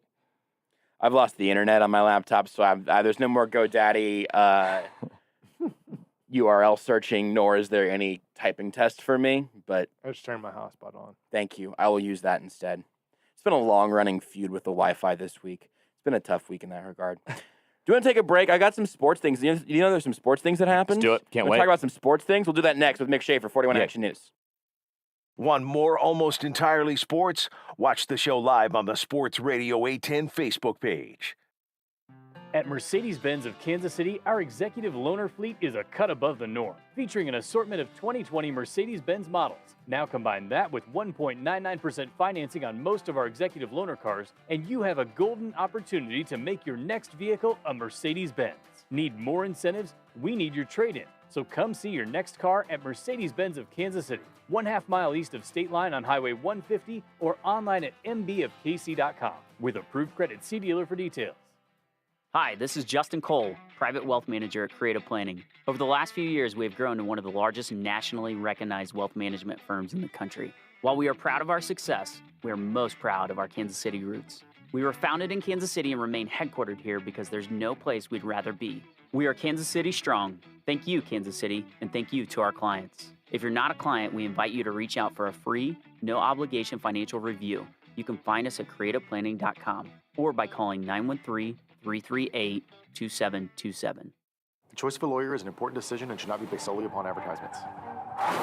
I'm attorney Mike DePasquale. After a car wreck, the last thing you want to do is trust the insurance company. These insurance companies try to rip off good people every single day. My law firm won't let you get ripped off. We'll fight to get you all the money you deserve, and you don't pay us a dime unless we win your case. If you've been hurt, call me. I've got this. Mike's got this. All you need to know, 816-888-7500. Mike's got this. Now at Menards, save big money on your next project with 11% off everything. Give your home a new look with Tarkett laminate flooring. Tarkett combines design and performance to provide you the looks you love. Durable and water-resistant Aquafloor Plus laminate is $199 a square foot after 11% off. Get 11% off everything now at Menards. Good through February 27th. Savings are a mail-in rebate. Some exclusions apply. See store for details. Save big money at Menards. Prime Lending's mortgage professionals are ready to assist you with your next home loan or refinance of your current residence. Prime Lending has 10 convenient locations to serve you. Visit whyprimelendingkc.com. That's WHY, primelendingkc.com, or call 816-600-4561. Prime Lending, ranked #1 mortgage lender in the Kansas City metro area market for market track January 2019 through October 2020. All loans subject to credit approval. Rates and fees subject to change. Prime Lending, a Plains Capital Company, NMLS 13649, is an equal housing lender. This is Almost Entirely Sports with Joshua Brisco. Are you touching your inner child there, Josh? Excuse me? Yep. On Sports Radio 810 WHB.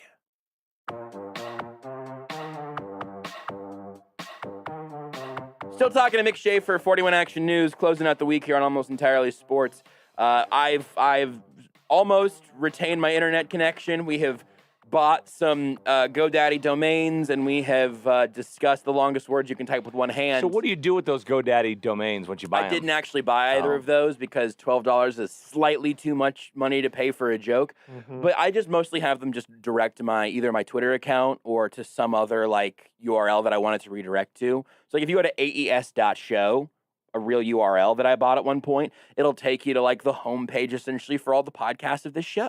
That's a tight little URL that I like. How many people are going to aes.show? It's what I use to tweet out the podcast and everything, so I could probably get the actual metrics for that. But it takes. So you're not buying those in hopes that somebody else is going to want to, license them and copyright them and then charge them a bunch of money. I think I've got one that I would love to, if somebody wanted to take from me. I think I've got I'll look at my products here. I'm opening my tab on GoDaddy right now. I don't have as many funny ones as I either once did or would like to continue having, because you can usually get that first year for like a few bucks, but then all of a sudden it's like $45 for the second year, and you've got to really make some very serious decisions.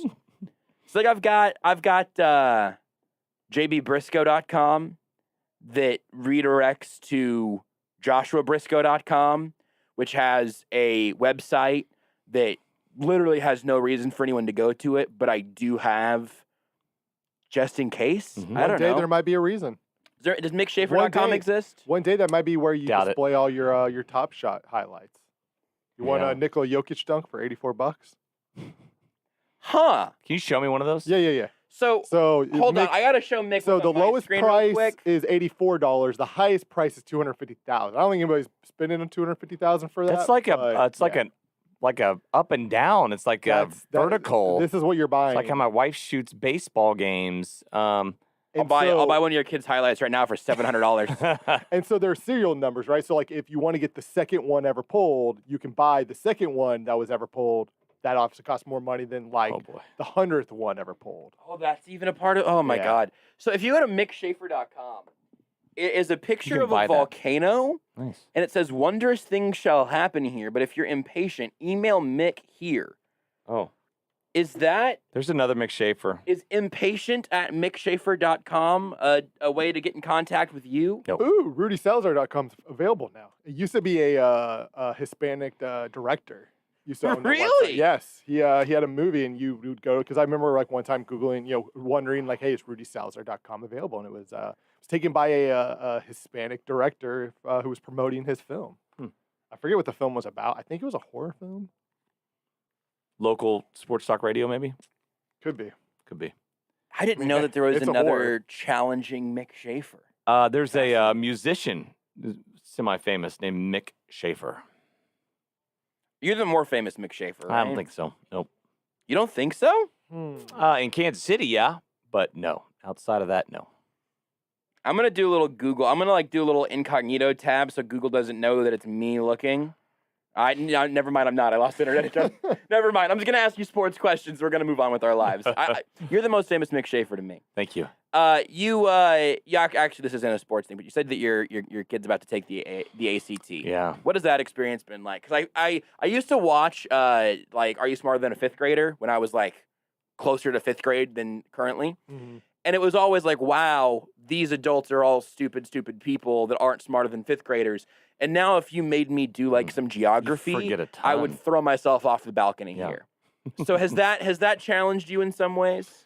It's not like I'm administering the ACT test. Is he not coming Josh. to you for some No. fatherly advice? He did a day-long ACT prep class. All right. We ordered the big old book. Mm-hmm. Right? Good choice. It's not been opened. Eh. I got the Hopefully book, we didn't crack use it. it, It's a took great one prep paperweight. test. Meh.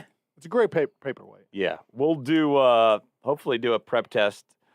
So we'll see. I need him to get like a 45. I don't know that is a number that is possible. I need it though. get. We've crunched the numbers on finances for A college. 45 will We give him a need a full ride. 45. And not only will it give him a full ride, it might give him a full ride to any school he It wants. might give him a college. Just That's a good here, point. this is your college. Coca-Cola just shows up at your door. The company is yours Yes. now, son. What was your? I'm gonna try the internet one more time to see if I can find my ACT score somewhere Is in it my out there? email. I don't know. I feel like I may have it. I've had the same email long enough that there's a chance. There's a chance it's in here somewhere. But do you remember what your ACT score was? Oh, I thought you were just like Googling it or something like that. Like I'm looking they're to out see if there. it got emailed to me at some point. I've got some emails from 2012 back in here, so I think there's a chance. 2012. I've got some. I do remember mine. What was your My ACT highest, score? yeah. I only took it once. I don't want it done, baby. I took it twice. I was one of the. I should have took it once. It was my highest. So everybody says like that you do better the second time around. I did not. I did worse the second time around. Yeah, I was fine. What was it, Mick? 30. Oh wow. What was yours, Rudy? Mine was only 23. I think mine was a 29, which pisses me off because now I'm under Mick. Well, you had homeschool ACT. That was like. Yeah, I actually my mom gave me a 98 because she was like, well, if it's just 100, then it's going to seem too obvious. Yes. Like, well, I don't think that's what it's out of. My excuse was I had to drive like 2 hours to get to the place to take the ACT. So I was like awake at like 4:30 a.m. to drive 2 hours to my ACT. So I was just by the time the test started, I was ready to go to bed. What was a So this I'm dead. What would a homeschool ACT test be like? Just like a quiz you on your capitals on a way to Sonic or something like that? Lot of Sonic in my life, absolutely. Yeah. A lot of Sonic in my life. And then really it's just what a homeschool ACT is. You just get dropped into a crowd of strangers, and if you have a panic attack, you fail. And if you survive it, you succeed. You can go to college. But that's just. But you that's took. just- I mean, yeah, you took a I went and took the real ACT. Yeah, I think I ended up with a 29. I remember essentially bombing math. Say again? What are you doing in radio? What are you doing in TV? It's a great question because we were going over everybody's ACT scores at the station the other day. Mine was by far the highest. You want to throw anybody under the bus? Nope, but we did have some teens. Wow. Ooh. What was yours again, Rudy? Mine was just 23. I think average is 23. Its average is either 23 or 24. I'm pretty sure it was just like right around average. Nothing wrong with being average. It's about how you use the score. Exactly. I was fine with it. You want to throw anybody under the bus? Like one person? Who scored in the teens would also tell us on this show if we pressured them about it. And if you don't want to, that's fine. I think the person would. Yeah. I don't want you to get. I don't want you to share that without that. You want to like text them right now and be like, "Listen, I need to bully you on the radio." Nope, not gonna happen. To be fair, it is the person went to college, at 9:30, so that's fair. It's fine. Yeah. They went to college. Yeah, graduated. Graduated college. Yeah. Listen, that's all. That's all you needed then. I went to 2 colleges. I went to 2 colleges. That's how smart I was. Yeah, you guys got double degrees. That's probably not true. I imagine. What was your degree in? Broadcast science and journalism. Putting the word science in there I know, is right? totally unnecessary. Sorry, not broadcast. A bachelor of science in journalism.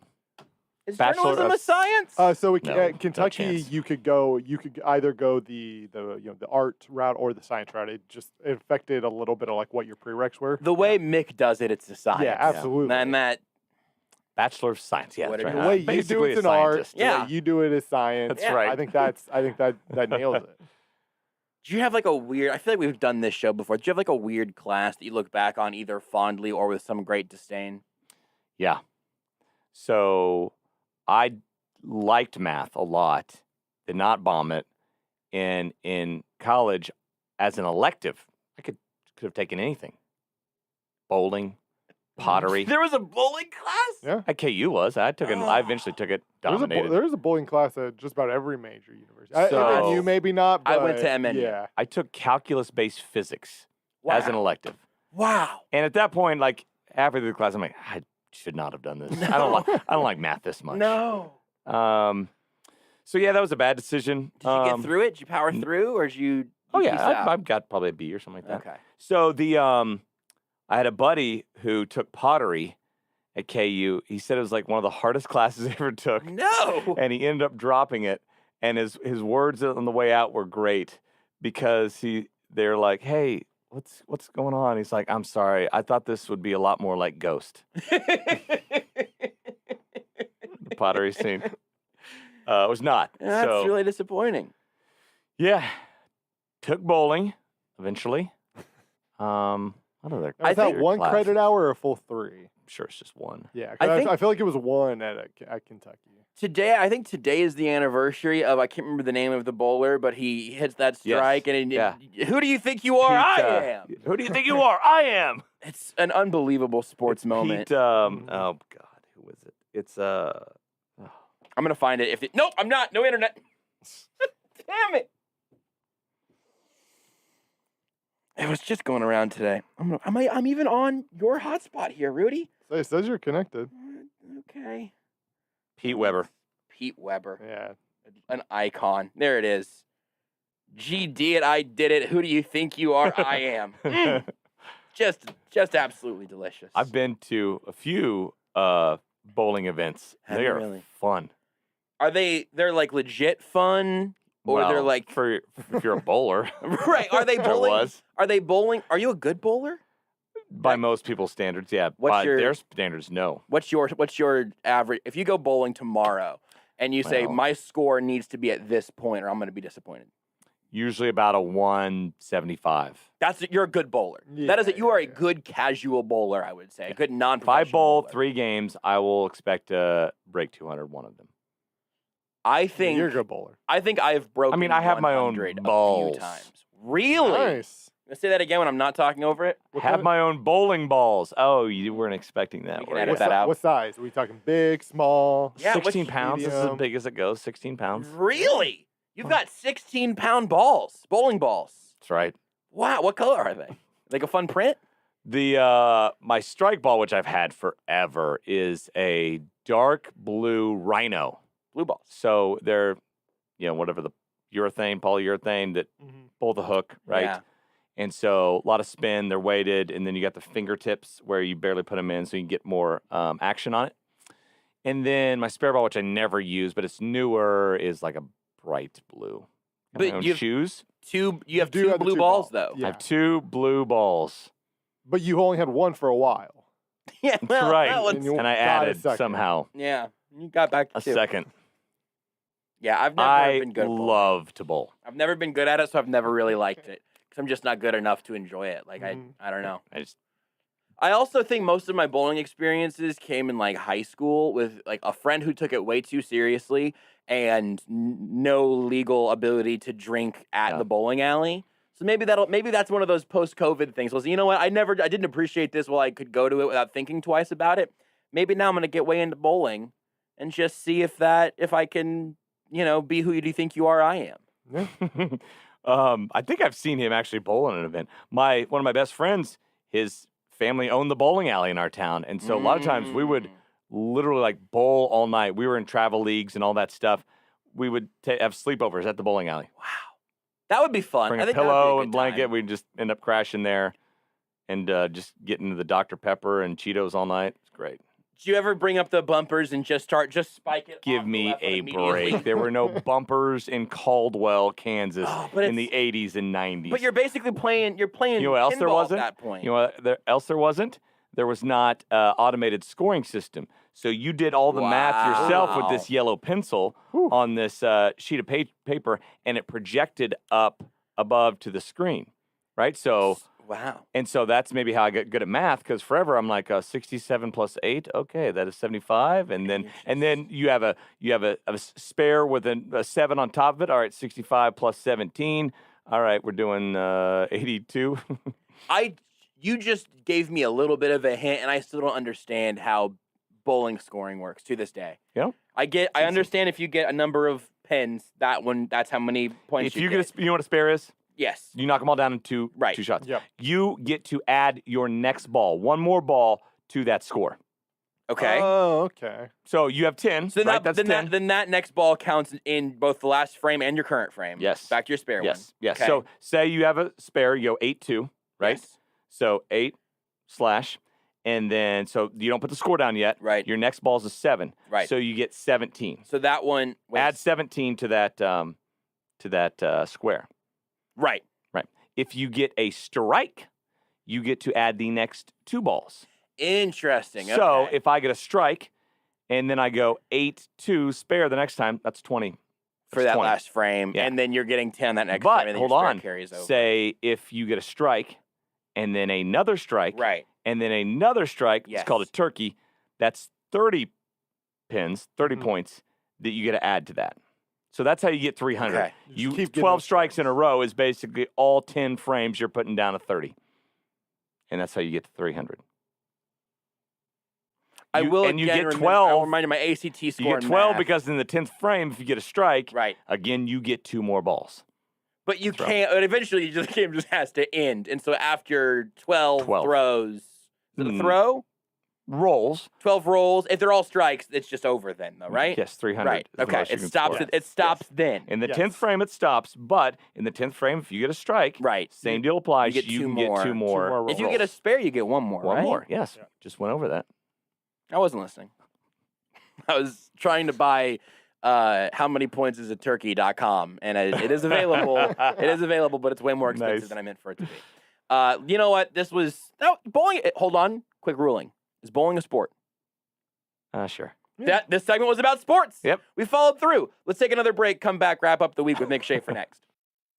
At JB Brisco, at Beards McFly, at Not That Rudy, at Sports Radio 810. Just do it already. Hey, Kansas City, it's Brian Pringle with Victory Ford at the Legends in KCK. Victory Ford is dedicated to one thing, serving you. Our staff are experts in providing you the knowledge needed to make the right decision on your next car or truck. Fantastic customer service doesn't end when the sale does. Our dealership also staffs a 5-star service center with the highest rated technicians and amenities. Visit us at the Legends Auto Plaza on the southeast corner of 435 and Parallel or online at victoryfordkc.com. Victory Ford, where our first price is better than their last. You've heard Tom Shane on the radio, but have you actually visited Shane Company? If you're looking for a unique engagement ring that reflects your personal style, come see us. Not only do we have all the classics, but our in-house design team is constantly introducing beautiful new styles. For your center stone, you'll find all the traditional diamond shapes, as well as the trending shapes like oval, cushion, and princess cut. Another way to make the ring uniquely yours is to choose a colorful, natural center stone. We're known for our vivid rubies and sapphires. Our sapphires come in over a dozen colors, like peach, lavender, and ice blue. Visit our store or go online where you can create and virtually try on any ring. With the largest selection of ring settings and loose stones, unlimited combinations and looks, at Shane Company, you can get your ring your way. We'll protect it for life, for free, and keep it sparkling like the day you said yes. Now you have a friend in the jewelry business. Shane Company and shaneco.com. Hey investors, have you always wanted to get into the real estate investing game but don't have the money? Crossroads Investment Lending loans money for fix and flips. Locally owned and here to help you fund your real estate project. Call 913-766-2900 or go to kclend.com. That's kclend.com. Crossroads Investment Lending has helped hundreds of KC investors make their real estate deals happen. Call 913-766-2900 or go to kclend.com. Rock your home with new tops from Kansas City's best countertop fabricator, Rock Tops. They custom fabricate and install stone surfaces that will make you fall in love with your home. Making homes look incredible is Rock Tops' thing. Being nice just comes naturally. Rock Tops offers carry-out samples and virtual or in-home appointments. Call 913-782-0802 or go to rocktopskc.com. Mention 810 Rocks to receive 10% off right now. Schlotzsky's has just what you need to start the new year out right. All of their sandwiches and pizzas are made with their baked fresh from scratch sourdough bread. At Schlotzsky's, they offer curbside, drive-through, socially distanced dine-in, catering, and delivery. And remember, the Schlotzsky's $24.99 lunch and dinner special for a family of 4. Any 4 medium sandwiches or pizzas with 4 chips and 4 cookies for just $24.99. Available at all 5 area Schlotzsky's. Funny name, serious sandwich. That's Schlotzsky's. This is Almost Entirely Sports with Joshua Brisco. You're right. I'll get one too tomorrow. All right, you want to come with me? Yeah, can we do probably a double? Oh, yeah. Do you want the pine cone, or do you want to do something your I'll own? think he can, while he's doing you right-handed, he can do me left-handed. That sounded horrible. Oh! On Sports Radio 810, WHB.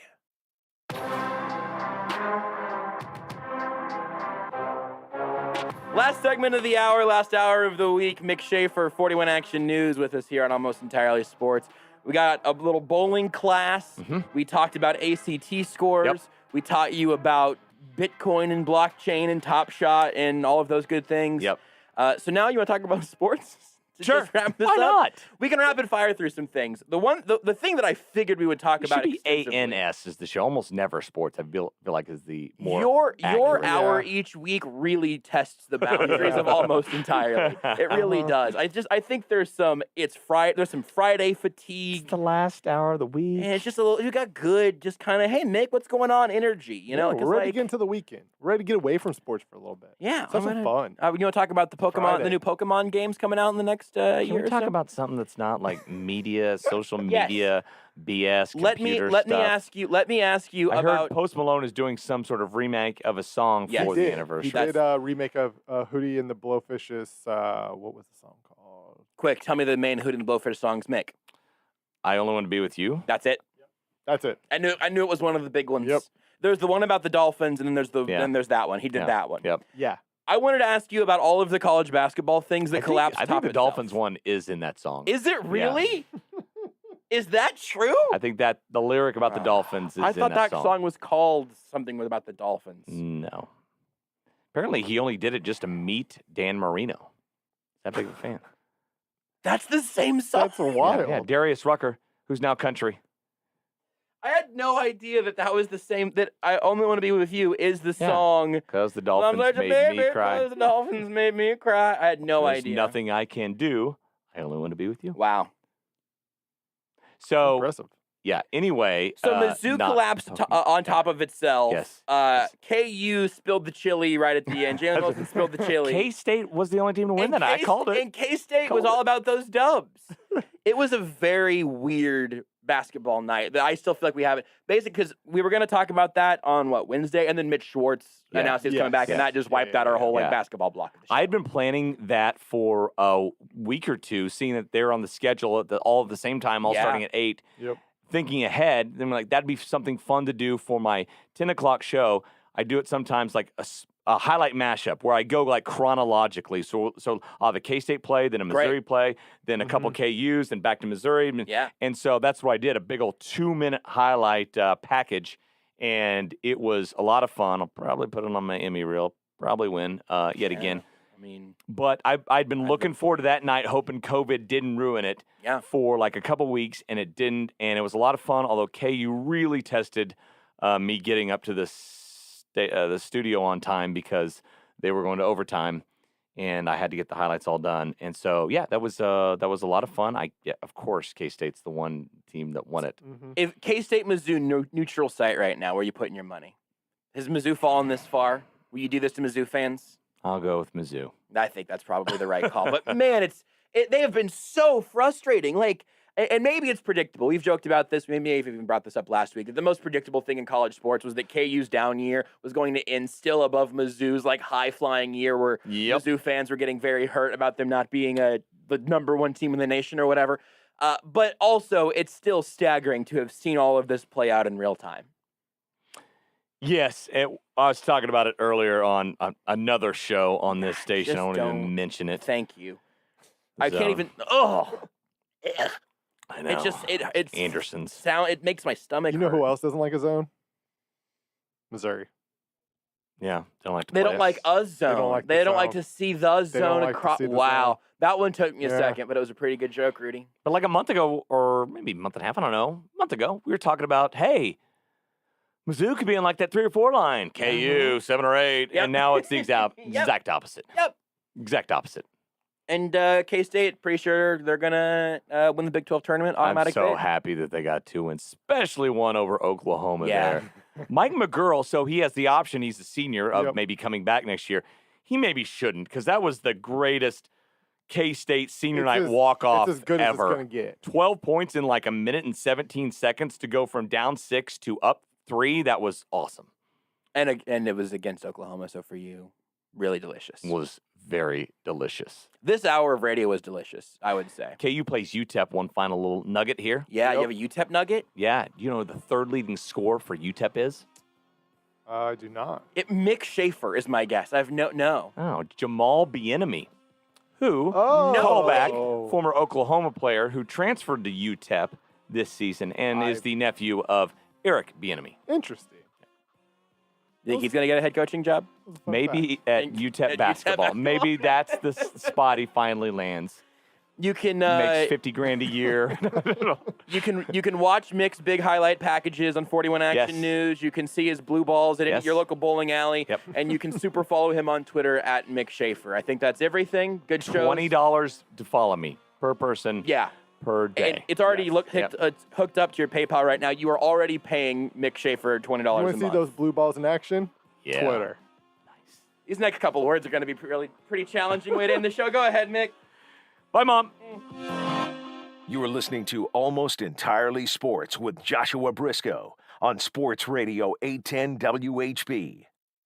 Sports Radio 810 is proud to be Kansas City's home for